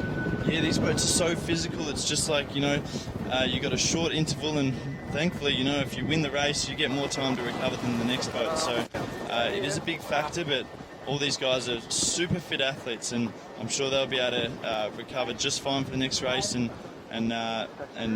really, take it for the win in the next one. I think there's 3 on board record point here. Phil, Sam, and Neil up at the front. This is only the first competition these 3 have ever sailed together before, so to bring it together under this sort of pressure with such varying conditions, they're doing a really good job. No doubt about that, and just understanding Neil could be tricky as well, the Scotsman. I had a chat to him the other day, and he's an accomplished guy, a BAR sailor, but that must be hard, communication on the boat. If you're picking up an accent you're not used to, that could be decisive at times. Yeah, it would be. And look, Sam sails with his brother Will Phillips in the 49er, and I have heard rumours that Will might be on board for one of the events. So it'll be interesting to see those 2 sail together, because they've spent so much time in the boat together. They just know each other's every move, which definitely buys you a bit of time when you haven't, you're not used to sailing the boats. Having that connection with your teammates on board is just super critical to bonding and gelling together. Jack, we've got you down on the water. Yeah, thanks, Tess. Here with Sam Newton in the bow. You've got the toughest job on the boat, I reckon. How are the arms holding up? Oh, they're all good. Yeah, it might be a bit more physical, but I think Parker's probably got the tough job. But it's all good out here. You can see you guys are improving every manoeuvre. What are you doing right? Look, we're just chipping away. We've got a long way to go, and but definitely, it's getting better and better as the day goes on. Manoeuvres are slowly getting better and better, so we're just going to keep pushing and see if we can have a decent one this last race. On edge, downwind in some of those puffs? Yeah, if you get the puff at the wrong time with the spectator boats, it gets a bit tricky, just sort of weaving your way through. But yeah, it's all good. It's what we're here for. Got to have supreme confidence in the 2 around you? Yeah, no, I do. We got 2 good guys here. I know it's not an easy job on the back, so I think he's doing a good job. But yeah, we'll keep it up, lads. You're not far out of the points now, I reckon. So good luck for the last race. Cheers. Thanks. Great stuff from Jack McCartney as we ride on board with Cleanmate as well as they close in on the line. And they'll be happy with that time too. There's not much of a difference there either. Yeah, look, Cleanmate have done an awesome job this race. We've seen 2 boats capsize today, and they've still got the pointy end up in the sky, so that's a big positive. And as we know, big breeze today, this is top end conditions for the boats, and they have done very little sailing this much wind, so better to just be a little conservative and not break any gear or not capsize the boat. And they're going to be in contention for this last race. And Harry Morton's obviously jumped up to the shopping district in Geelong. He's got all the boots where they need to be now, a full complement of footwear on board Cleanmate. Someone from the support boat's done a really good job, and I guess that would have something to do with safety too. They want to make sure they've got the most grip they possibly can on Cleanmate. Yeah, I think with these boats being so extreme, you need every bit of spare kit you can out on the water, and I think they're slowly figuring out exactly what they need to have in their chase boats. But being close to shore, they could probably send someone in and I need an extra boot, get it brought out, because it's so slippery on those trampolines, and on the side of the hull you really need that extra grip to keep you on board. You sure do, no doubt about that, Tess. As we check in on our results across race 7, Euroflex again doing it. What a time. Under 17 minutes around our course. Tech 2, Parko and the boys sending it. 39 seconds adrift. Steve Thomas, roundabouts, pavement there again. Record point and clean made making up the numbers. Worth taking another peek at that, I think, after a really close start. Yeah, look, really interesting. You saw that the pavement guys won that start for sure, and they're just trying to get the bow down over Nathan Outridge, the guys on Euroflex. But it was Tech 2 that had the inside lane and got that puff first, and they were the right-away boat and just crossed the Euroflex guys there to take the lead halfway up the first beat. And this was the moment I think we all had our hearts in our mouths. I mean, all the yelling, there wasn't much they could do at that stage. They were really, really close. Look at that. Not easy to bear away in those max power zones around the top mark and then throw it straight into a jibe. It's almost a 180-degree turn they've got here. Smoking it on the downwind. These guys are going 30-plus knots. Lift up, a bit of a touchdown. Heard Luke say sorry there. Run through. Big build as well. They reacted quickly, didn't they? And Pavement reacted quickly to the challenge that was thrown down from Tech 2 as well. Stevie Thomas and Reese Mara doing their hardest to keep an eye on Tech 2. Can't see, Sam. Wade in hard, big wade in, Aiden. Bit of a nervous moment there, just hearing Luke Parkinson say he couldn't see, and when you've got a Euroflex steaming towards you, probably good to keep an eye on them. There's a tack here. Yeah, absolutely. You can see super crucial for that skipper to have a clear line of sight, and here this is so interesting. 3 boards or 4 boards, what do? One is lower, slower, one's higher, faster, and Nathan just making the right decision there. He hasn't got it right all day, but in that situation he did just get the benefit. In close to the spectator boats here, a lot of wash coming through from that container ship, not making it easy for our guys out on the water here, but Euroflex claiming the win in unbeatable race series so far. So 1 race left for the day. Let's see if anyone can take off Euroflex. Nick? Absolutely. Let's see if anyone can take the fight and make a battle of that final regatta. Well, it's important, the technology that we have on board our boats, and we've got a very helpful partner who gave our sailors some interesting insights.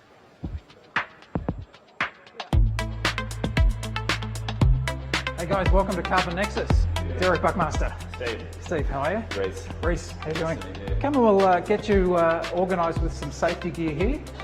Yeah, so it's great to have the Superfoiler sailors come and visit Carbon Nexus today. So Deacon's doing a lot of research into figuring out how you make carbon fibre less costly, as well as how you make it stronger. And when you look at the boats and the materials that the Superfoiler boats are using, you're really looking at the cutting edge of sailing performance, and we're trying to figure how you take that performance and those materials more broadly. Super stoked to come here and learn a bit more about carbon and what's going on in the Superfoiler. You might have a fiberglass boat, but you might have small pieces of carbon. But we're trying to make it accessible to everything, so that you can get your car made out of carbon fibre and not have to pay millions of dollars, or you can get a boat made out of carbon fibre for regular production boats. Certainly have learned a lot about the process of how the carbon's made and how the boats are therefore made, and what things we can do to make the boats maybe a little stronger and stiffer in the future. Certainly kind of a once-in-a-lifetime opportunity, because there's not many of these facilities around.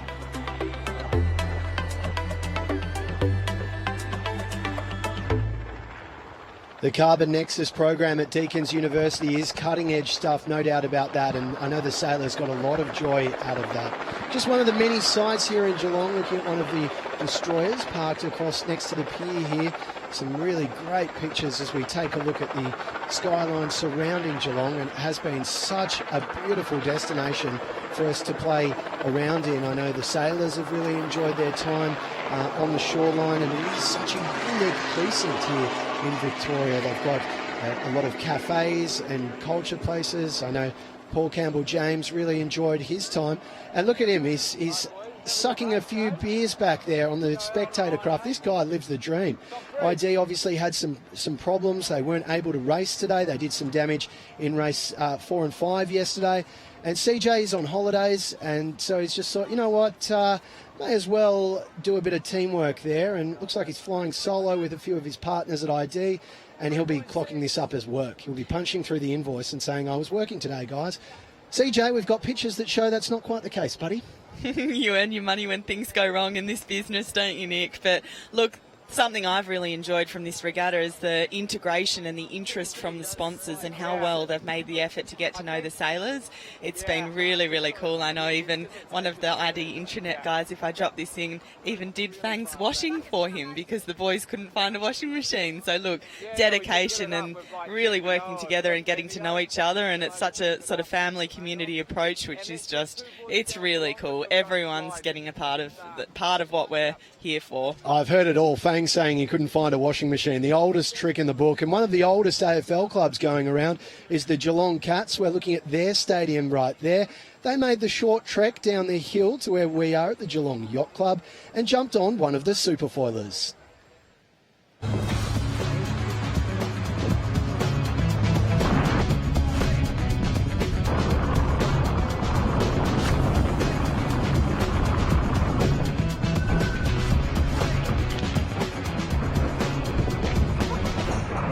We're not really trying to let her rip, but you get a little feeling of how fast we could go. I've never really been out in bay at all, so to do it on a boat like that is pretty awesome.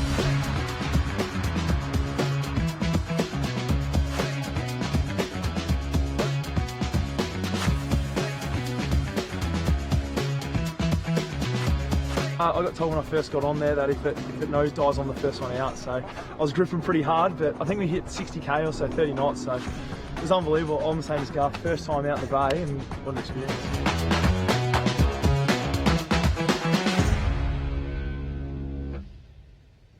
Well, I heard Cats didn't like getting wet, but they showed us that that was anything but. They got a really good run on the record point, and they had an absolute blast zooming along ID. This waterway is so much fun to play around in. Jack McCartney's getting himself up to some tricks down the water as well. Yeah, thanks, Nick. It's pretty good down here. The sailors are starting to get a little bit tired, but they're fired up for a third and final race. So, Jack, are they getting to know the racetrack now? You know, this is the third race on this course here with the gusty conditions. We've heard as well from the race committee, are they moving the course? Is that wind shift to the left going to hold for this last race? Yeah, Tess, everyone is getting used to the racetrack. They're picking the ley lines through the start-finish gate really well, and even down the bottom of the course, coming into the bottom marks and getting around fully foiling. So everyone's on the steep learning curve and doing a great job. I'm not sure if they're moving the top mark gate. It looks like they are as we speak behind our boat. But yeah, it's pretty steady pressure. I'd say 13 to 15 knots. I think we're set for a great last race. I wouldn't be surprised if Tech 2 push Euroflex right to the limit this time. Now, Jack, what's the difference in the physical aspect between the skipper, the main sheet and the bowman? I mean, we think the skippers are still probably pretty fresh. They're not as physical, the roll on board, and they're just wanting more and more and more races. But, you know, the crew at the front, what's the difference there? I just went over and had a chat to Nathan, Glenn and Goobs, and I said, do you want to do 2 laps or 2.5 laps? And Nathan said, I'm happy to do 2.5 laps. And the other two were laying on the deck of the boat going, I'm buggered. So I think the skipper's got a pretty easy job at the back of the bus, and the guys in the middle and the front have got a very tough job. So they're going to be pretty buggered and looking forward to a beer when they get off the water today. Now, Jack, we saw a bit of crew swapping around in Adelaide. Do you think that's something with all the intensity of the races any of the crews could look at today? No, I think everyone stayed in their same positions. I think in this sort of breeze you need real synchronicity between the boats, between the crew, and certainly Euroflex have kept it simple because in those puffs you can see they're right on edge. They're going absolutely flat stick. They're doing 30 plus knots and there's no time for messing about when you're in that situation. It's right on the edge. Jack, it looks like the sun might even be threatening to come out for the final race here in Geelong. Is that the case? Yeah, you're certainly right, Nick. It's lovely out here. The sun's coming out. It's still a little bit cooler than the last couple of days, but ideal conditions in Geelong. Flat water, good breeze, really testing the crews. It's just great to be out here. Now with more time in the boats, they're slowly building their techniques and they're getting quicker and quicker and figuring out better ways of doing things, Jack. Yeah, you can see the Tech 2 boat. I'm really impressed with what they've done. They've had the least amount of time in the boat. They had the big prang last weekend. They've got back out on the water. They've really been working hard and they've taken a beating, really. And now they're out here and you can see that they are the form boat of today and they're finishing strongly. And Parko and the guys are sounding really confident. And I think they'll take it right to the Euroflex team. We've just seen some shots, Jack, of CJ on the corporate hospitality vessel. Is his job better than yours, or is yours the best job in the world?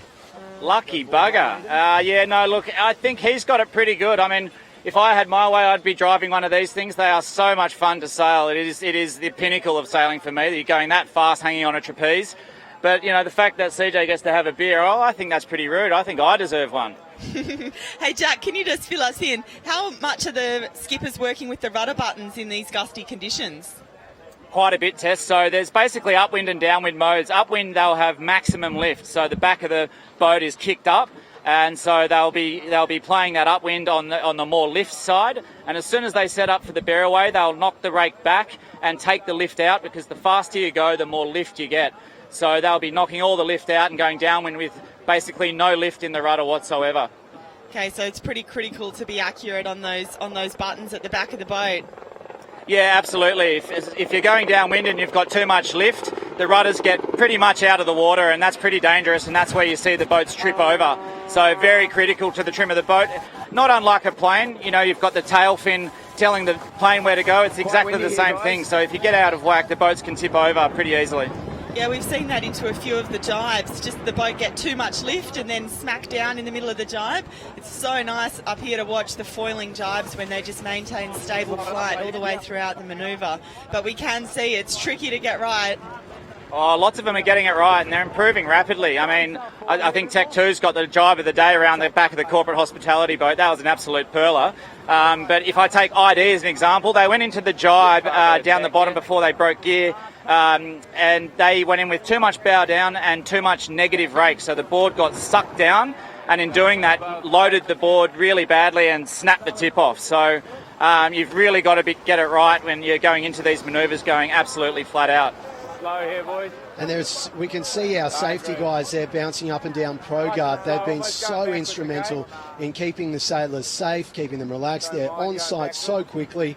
And you can see some of the gear at the back of their jet ski there as well. They really have everyone covered from a safety point of view. As we get down towards our start, let's take a look at the points so far. And it is very tight for the regatta. After 7 races, we've got Euroflex on 54 points. Look at this battle for 2nd, 3rd and 4th. Pavement, record point, Tech 2. It's all going to be decided in our final race. They're the big 3.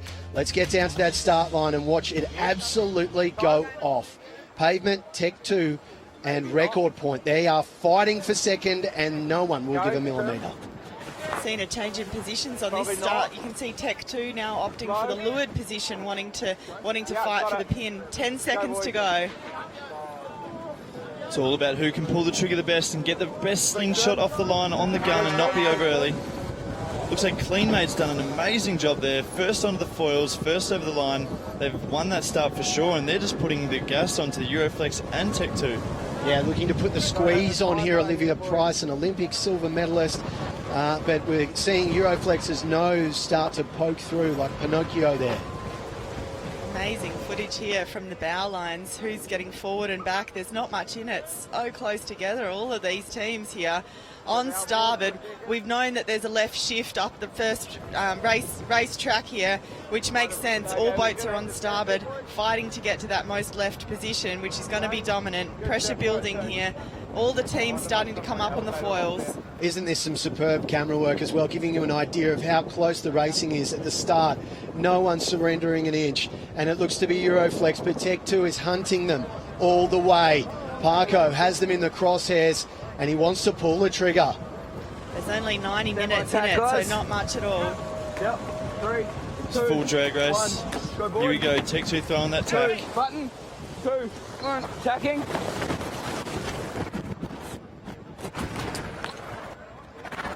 First tack off the start line's really critical here.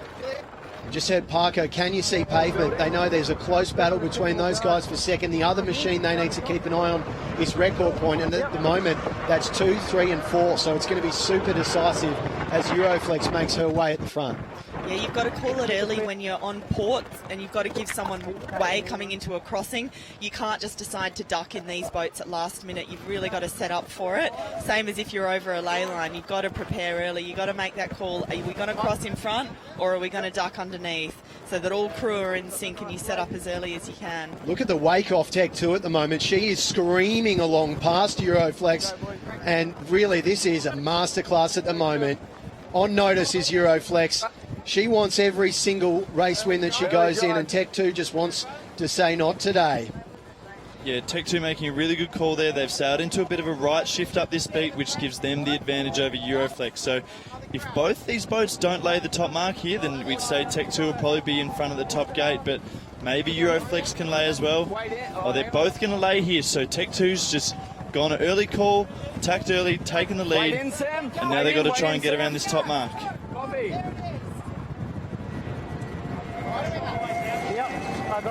She fills up and takes off. It's like an F-18 as she gets screaming. Stand by 4 boards. Not yet, we're good. And I think cause for real concern here, Tess, for Euroflex. Yeah, look, Tech 2's done a great job there. They're thinking about going to 4 boards. Listening to Luke here. Pressure. Yep. Open to stay. You 5. 3. Copy. Stand by, Jide. 2, 1, driving. Euroflex driving simultaneously with Tech 2. And this is the race you want to win. You want to win the one on the way to the yacht club at the end of the day, because then you have the last win and you can talk about it all week. And at the moment, Tech 2 looking like they're going to have plenty to talk about. Yeah, we know you've got to be decisive with your foil choice. Tech 2 at 4-point foiling here, choosing that lower mode option, which seems to be working well for them. Euroflex gone to 3-point foiling here. Very, very difficult to make the right choice, just depending on what mode you want to sail and how you want to hit that ley line of the middle gate. Yeah, both these boats absolutely sending it here. They're going 27 knots, absolutely flying, and you've just seen Pavement off the screen as well. They're going to come back in strong as well, but there you go. Nathan Adder just getting his nose in front, but don't be deceived. I think Luke Parkinson on Tech 2 still has the lead here. He's got some more depth down the course. Almost 27 knots these guys are sailing on the downwind here, just smoking with the speed build. I think they'd be loving this more open course, more runway to really speed build. They're just crossing through the middle gate here. It's a difficult angle to know with the lateral distance, but it looks like Euroflex have done well with 3-point foiling earlier there and getting a lower angle and really riding over the top of Tech 2. But it's not easy to tell from this perspective, and we, until we get that jibe and know where the boats are positioned. Look at that, some encouragement there from Aidan Menzies. Doing a great job, guys, he's saying, and you can't fault that, absolutely. Tech 2 taking the fight down to Euroflex in the last race, and importantly putting some distance, some serious distance between Pavement and Record Point in the race for second overall. But they won't care about that. At the moment, it's all about winning this race and sending Euroflex to the dustbin. Pavement here in third. They're only 500 metres behind, which is nothing on this sort of racetrack when the boats are doing these speeds here. 2 trapping on the downwind, so they're pushing it.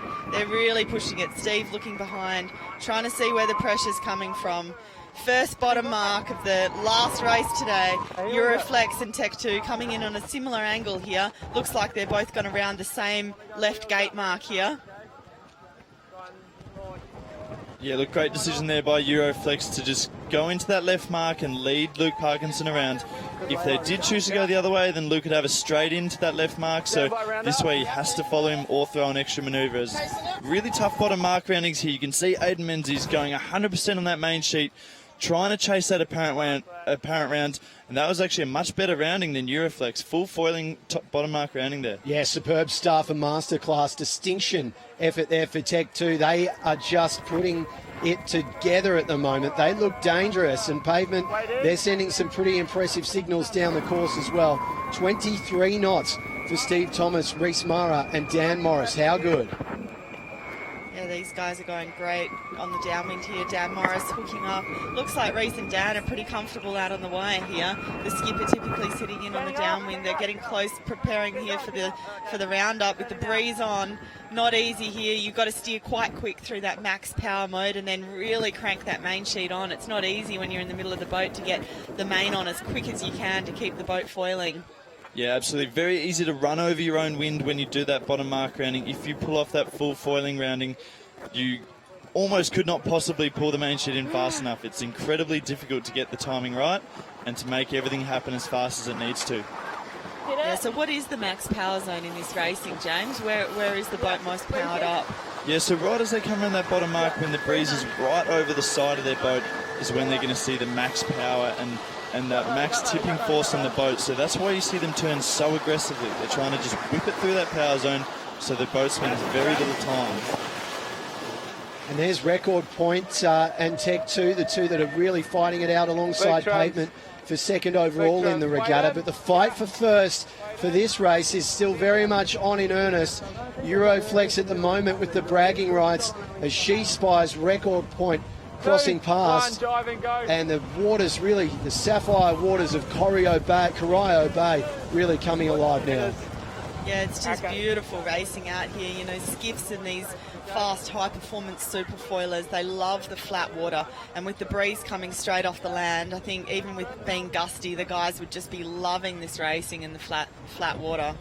Yeah, so Tech 2 will be thinking right now that they just want to stay close to Euroflex. They want to keep their lead under 60 metres, and what they're going to try and do is leverage their position as they get to the top of the course. That's where we see the variable breeze and those big chances to gain.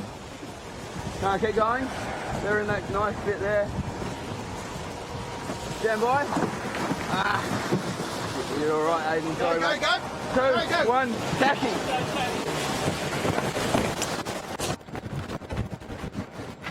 Looks like they've seen something out on the right that they want to go for here. Aiden called it early. Luke took a bit of convincing to go out there.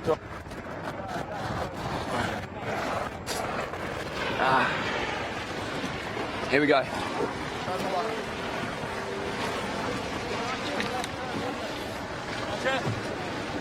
I think there's heaps of rake in that windward board. Big gust. My buttons. Into a lull. 2, 1.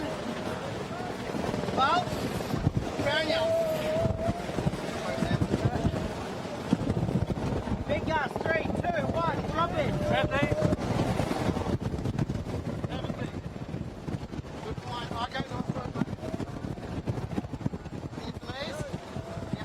Happy. Good climb there, so they're really taking the height once they've got the pressure. Yeah, so you can see there, just out of that tack though, they just got hit by the water, fell in a big lull, and Euroflex has obviously done their tack in a bit more pressure and just managed to accelerate forward. So Euroflex here is going to try and stay with Tech 2, make sure that they're all sailing in the same wind, and that limits the chance of Tech 2 finding something that Euroflex doesn't have. So great riding on board with those guys, and having a look at Euroflex as they get ready. They can probably spy an unblemished record here in Geelong to keep their winning streak alive after a full flush in Adelaide as well. 2, 1, go board. Jack McCartney, what have you got for us down there? We've got the Euroflex and the Tech 2 coming into the top mark for a big bearaway here. There's nice pressure that I'm looking at, so it should be a fast one here. So on the Euroflex as they're coming in with, I would say, only 15-20 second lead on the Tech 2. So the Tech 2 guys are chasing hard. Yeah, it's been pretty cool to watch up here. Jack, we're just seeing them round the top mark. Do you think we could see a split for the downwind? No, I think if Tech 2 can lay, they'll do the same at the moment. They're low riding, so I'm not sure if they're laying, but if they can, I think they'll keep things pretty simple. But yeah, Euroflex going straight into a drive behind us here. Yeah, we've heard the communication on board's been a lot about when they're going to put the weight on the wire and when to keep the weight in and what mode they're sailing, when to speed build, when to climb and take height. Seems like there's a lot in it for the skipper choosing that right mode. Copy. Here we go. We'll stay on Tech 2, and they've got big puff on as they're going around the top mark. This should be pretty pretty fast. Copy. Wait in, Sam. As soon as they're over that power zone, they call for Sam's weight in. Hold on. Lean back, Sam. Can't see. Nice, mate. That's perfect. Copy.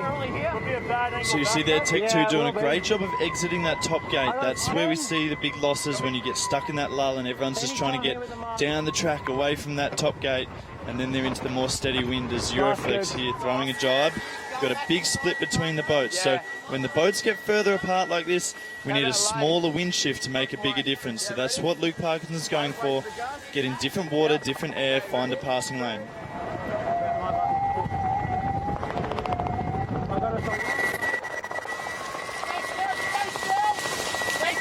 2, 1, driving. They're getting pretty close to one of our camera boats there by the looks of things. Tech 2 loading up. Everybody get in the same block to get a set of eyes. Come on, guys. And Luke Parkinson remonstrating with one of the spectator crafts there, not happy with their position on the race course. Right, here we go. I think he's over it already. Oh, it's so hard, James, isn't it, when someone controls your option to jibe, you're trying to focus on your lay line into the mark. Yeah, and if something gets in your way, it's not easy. That's the nature of these boundaries. You're trying to push them as far as you can to limit your manoeuvres and find that patch of breeze that you're trying to get into, but you know you can't control where all those spectator boats are going to line up, and you've got to sail around them. It's part of the appeal of the series too, being able to get so close to these super impressive machines. 1, go board. 2, 1, jibing. They've been under the pump doing quite a lot of jibes on this downwind here.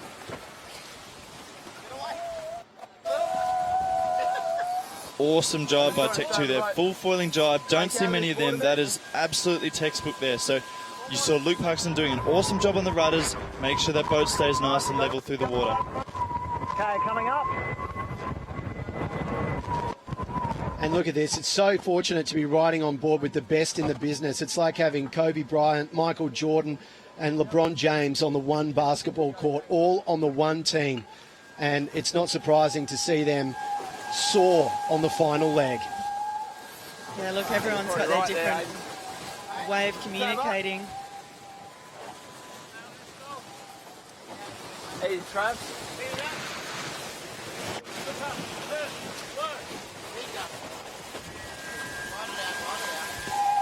Okay, stand by. 3. It's just those small mistakes reducing that airtime from the Tech 2 boys, and that's where Euroflex are just edging out that lead bit by bit. Aidan Menzies seems to have a real grasp on where the patterns are coming through at the moment. He is absolutely nailing it. Yeah, one thing I like about Aidan, he's a very decisive guy. If he says something, that's what he's sticking with, you know, no sort of chat around it, but these three just get along. They get along really well. Yeah, and that is unbelievable. 2 foiling jibes in a row from Tech 2. So I'm going to give them the jibing award for the day for sure. They've just nailed 2 in a row. We haven't seen that from any other boat. So Luke, he's just figured that out. The 2 boys up the front, Sam and Aidan running with him. Everyone doing their job perfectly. The Jimmy Jibe Award. Well, we've got a carbon fibre trophy for our winners here in Geelong. Proudly brought to us by our sponsors over at Deakin. They've made a special trophy, and I'll get on the phone, Jimmy, and tell them we need another one for the Jimmy Jibe Award, and it's going to Tech 2. Is that all done, all sold? Absolutely. I'm going to give it to them for sure. That was unbelievable. 2 in a row. Well, Jimmy and I were pretty lucky. We saw the 3D machine that actually makes the carbon models. It's amazing technology.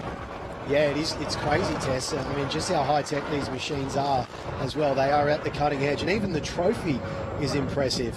And it looks like Euroflex have got one hand on the trophy, probably 2. It looks to me like it's a winner-winner chicken dinner, and it's probably going to be schnitzel for the boys tonight. Coming in here, that's the finish between the black and white check and the orange flag here. They're through the line, 16 minutes and 2 seconds. Nice racing here. They've just got faster and faster.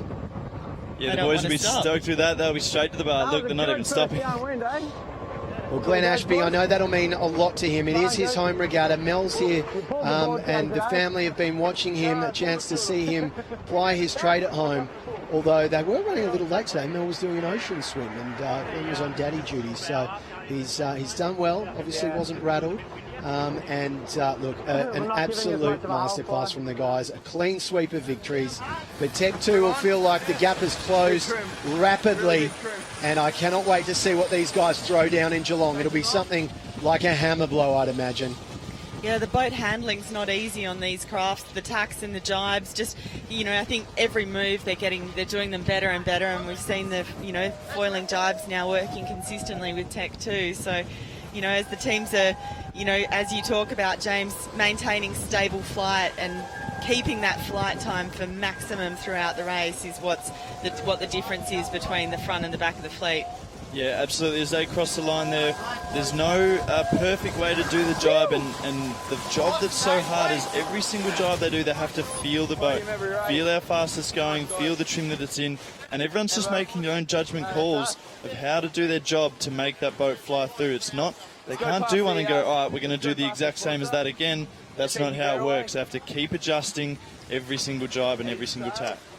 Yeah, it's such a good point. Sometimes you have a little wave that's different, little difference in breed strength. Crew weight comes in at a difficult time. Board doesn't come down at the same time, or the lift might be different in the rudders. So you've got to feel the boat really well and just adapt and just ride out with it, what's happening on the boat at the time.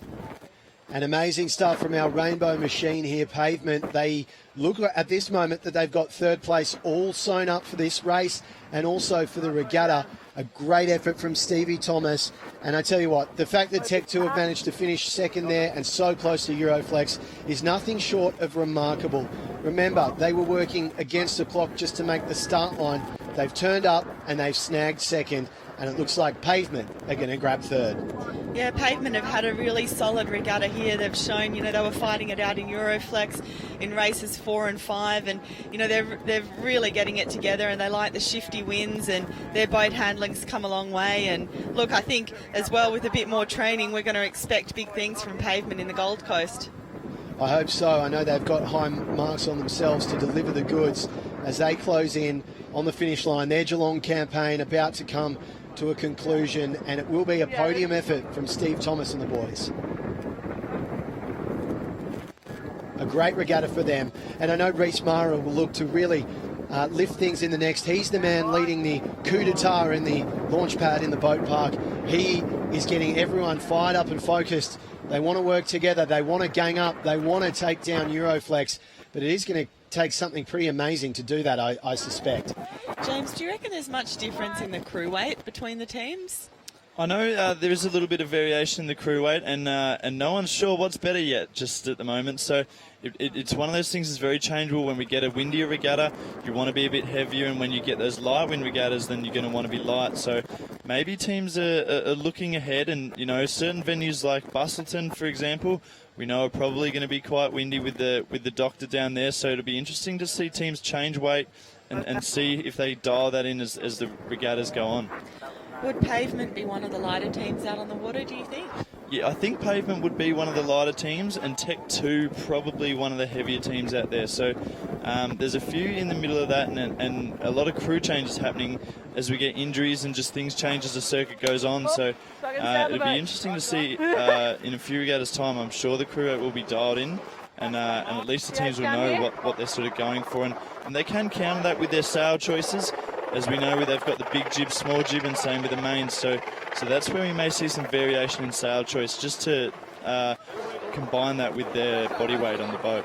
I don't think Cleanmate would be looking to shake things up too much. They've had a really solid regatta. Olivia Price has already said how much she's looking forward to the Gold Coast, but she's already got one eye looking towards Sydney as well. She wants to do big things in the Sydney regatta. So plenty more racing to come, and you get the feeling that the more time Cleanmate work together as a team. This is the first time all three of these guys have raced together in the circuit.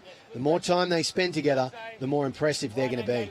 Yeah, they're looking comfortable in the boat. You know, they're always under control, which is impressive to see because it looks easy watching from here, but it's really, really, really tricky when you're on board the boat. So nice jibe here. They always look like they've got, you know, really good control of the boat. They don't let the boat fly away from them and run away. They're always committed out on the wire. Jack, can you give us an update down there? I can give you the update, Tess. The Euroflex team has won again. That's 2 out of 2. They've won every race. They're absolutely killing it. Goobs, I'll start with you. You're doing everything right. Well done. Give us an overview of today. Mate, that was hard work. It was really up and down, and as Glennie would say, a rope pulling festival. Any tense moments? Honestly, the first couple of races was really, really tired, and the last couple, Parko was pushing super hard, so definitely had to have your wits about you. The battle with Tech 2 was pretty good. You can see those guys are getting better and better every manoeuvre. Yeah, exactly. They're good at pushing the boat hard, and we had plenty of wind to do it today, so good on them. Nath, the boat looks so stable downwind. Tell us what you're doing. I'm just trying to keep the platform just above the water. It's pretty handy having Glennie telling me up, down, you know, little puff here in 3. You know, it'd be a little letdown. You come down 30 degrees and the thing accelerates, so you really got to keep your eyes out of the boat and make sure you know what's about to hit you. After yesterday, the hailstorm and the 30 knots, today was pretty epic. How was it out there? Oh, it's just champagne sailing. You know, you could see the race course was really flat water, obviously quite shifty and some really good bullets. And, you know, we were having a really good race with Tech 2 on that last one, both doing over 30 knots downwind and, you know, weaving our way through the spectators. It was awesome fun. Glennie, home waters really turned it on today. How are you feeling? Yeah, mate, it's absolutely epic yachting, you know, to be sailing here in flat water, you know, super tight racing at times, and, you know, heaps going on, you know, trying to join the dots up, pick the shifts, pick the puffs. It was, you know, a lot of conversation going on. At times you almost just say, oh, bugger it, I'll put it in the cleat and you can just steer to it, but unfortunately you can't sail these boats like that, so poor old Goobs, you know, pulling a lot of strings and Nath doing a lot of button pressing, and I was just sort of standing there doing nothing really, just sort of having a look around in Geelong. It was good. I don't think so. I didn't see any sheet hands swinging harder than you, mate. Oh, you know, my little pins, mate, they get a fair workout, but they've got short levers, so I got a good leverage arm. So last question, rolling over up to the Gold Coast next week, what can you expect from the other teams? Oh, you can see they've already improved massively. You know, Tech 2 had a massive improvement from the Friday racing. I think the racing's just going to keep getting closer and closer. Obviously, Gold Coast is a very small, narrow waterway, so you know, there's going to be a lot of navigational obstacles up there as well. So, you know, we're really looking forward to it, and I think racing's just going to get better and better. Oh, well done, guys. So it's a 2 out of 2, and off to the Gold Coast we go. Thank you very much, Geelong. That was just epic, so go for it, Goobs. Oh, good stuff, Goobs. Taking out Jack McCartney there and just enjoying the spoils of victory. And God, they're going to be getting way too used to the taste of that champagne. They just make it look so easy. Yeah, I thought they would have given it a good crack, spraying it over Jack then, but no, not so much. More about wanting to have a drink, I think. And they're probably exhausted after the campaign. I know a lot of string pulling, as they were saying, and a lot of real work going into that boat. Interesting to hear Glenn. He's so modest, isn't he, talking about his supreme skills. Yeah, look, Glenn's the most down-to-earth bloke I probably know, and he's, from across the bay, a lot of spectators here out to see him, and he's just so modest, and he'll tell you exactly what he's thinking, and he's just such a great guy to sail with, and he's so level-headed, and such a good sailor from that respect. On-board record point here. They've done a great job getting through all 3 races, and the patch, to your surprise, Nick's held up for them all day on the sail. Yeah, look, I'll be jumping on the website and giving the tradesmen a good review. Very surprised to see that dodgy patch-up work held on so strong. But no surprise to see Phil Robertson starting to purr a little bit more than he did in Adelaide. Yeah, look, he got off on a great foot here in Geelong and had an amazing first day. And it's quite interesting to see the clean mate, I think, just got him there on the finish line. So full credit to Olivia there. She's had a great last race, and Phil coming undone a bit there. But, amazing work. Yeah, this is how it unfolded. Euroflex on top again, Tech 2 behind them. Pavement, Clean Made and Record Point rounding it out. But look how much we're seeing those times come down. 16 minutes around that course. I mean, these boys are really starting to throw the throttle down. And how do they chalk up overall? Race 8, it was a goodie. 16 minutes, wow. as we take a look over the Geelong shoreline here, one of the most beautiful coastlines in the world. And after race 8, overall the regatta points, Euroflex again a perfect record, maximising every single race. And 1 point, wow, amazingly Pavement managed to scrape through ahead of Tech 2. That is like waving a red flag to a bull. Luke Parkinson will be steaming ahead of the Gold Coast race. He has a whole week to seethe about that. Record point, they're climbing up. Clean Made 2 and ID Intranet, the damage to them really took them out of contention. Yeah, amazing there to see Tech 2 just getting done by Pavement, only by a point, and 3 second places from Tech 2 there. So quite impressive from Luke Parkinson, really on the upwards trend. And this is how it pans out overall, our series leaderboard. Euroflex perfect on 12. Pavement the next best, they're on 9. Tech 2, amazing to see them so high on 6 points after Adelaide was almost a washout for them. ID on 6, record point on 5, the same score as Clean Made. So a nice little battle and head-to-head between Record Point and Clean Made. Both will be looking to come out strong for the Gold Coast. There's not much in it, Nick, is there, in the results board? It's going to be all on for the Gold Coast. We're only in competition 2. Let's have a look at the highlights from today. I think the best start of the regatta so far here in Geelong. It really was such a nice spread of machines cutting through the skyline there. Beautiful colours and some serious pace. The boys saying they were doing 30 knots in that final race. Yeah, beautiful pressure lanes on the course out here. We can see the boats are happy to sail in closer quarters now. They've had a bit more time, a bit more confidence through the manoeuvres. We've seen Tech 2 keeping their foot on the accelerator against Euroflex. Really nice battle between the two. Yeah, I know. It was interesting to hear from Nathan and the boys after the match, after the racing today. They did sound exhausted. Yeah, look, they definitely left it all on the track today, and they were all smoked, especially the 2 guys on the front, Glenn and Goobs, working so hard. As Glennie said, just a rope pulling festival today. And you can just see how hard it was. Luke Parkinson on Tech 2 just getting completely dropped and no wind out of that tack, and everyone goes swimming for a second. And, it was amazing to see them go toe-to-toe with Euroflex today. They had great wheels upwind, awesome jibes. That's going to go a long way in the Gold Coast, where we're going to see a lot more manoeuvres. Yeah, the confidence they'll gather from every single time they get out on the foils will grow exponentially. And some great teamwork here. Hayden calling almost every shift. And the boys, as you said, winning the prestigious Jimmy Jibe Award. Not to be sneezed at. No, not at all. Look at that. That's just textbook right there, foiling the whole way through and out the other side. You're going to pull 150, 200 metres instantly when you pull one of them off. So they're super crucial and will get you a long way down the track. There's that winning moment, and it's been a winning display from those guys all day. Jack, what have you got for us? Okay, I'm here with Stevie Thomas, second place overall, a really solid regatta. You must be pleased, mate. Yeah, stoked. We had a pretty good day, as the results probably reflect. We sailed really well yesterday, but just didn't get the results. And today, we got a bit scrappy during the start of the Super Sunday, but we seemed to pull it back together a bit and held off Mill. Top speed today, mate? Yeah, just shy of 33, 32.9, so yeah, pretty cool. There was some pretty epic moments, some big puffs coming into the start-finish gate. Yeah, I mean, 1 minute you're in 10 knots, the next you're in 15, 16 knots, and all of a sudden, the angle changes are huge, so...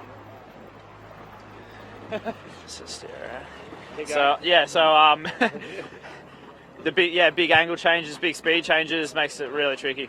So the Tech 2 obviously improved out of sight today. What are you expecting from yourself and those guys and the Euroflex in the next event?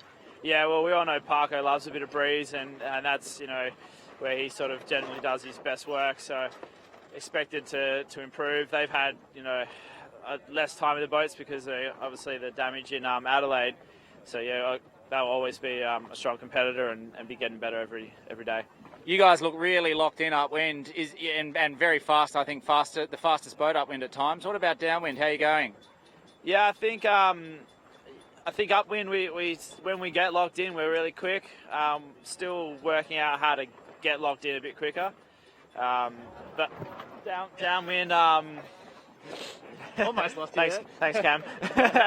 Downwind Yeah, we're generally okay once we get going, but we're still figuring out our modes a little bit. And today I think we got a little bit jumbled, between ourselves and choosing the mode.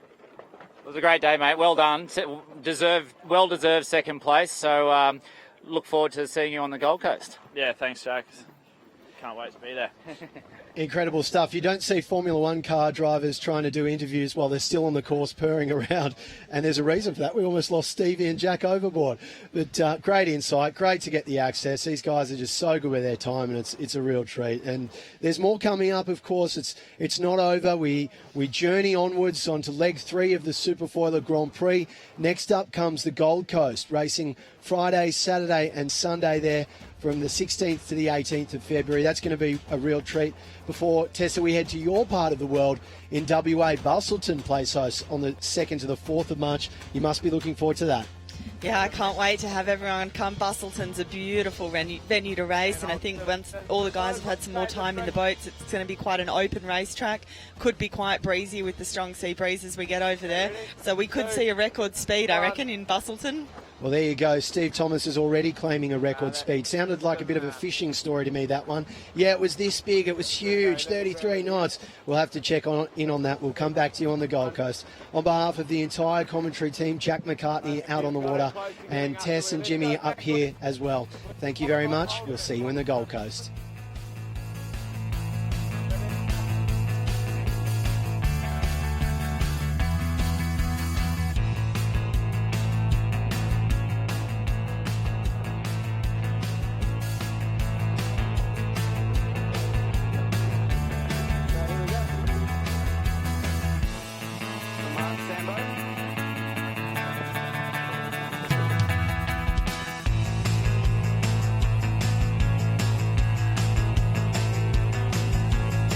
Down for a bit.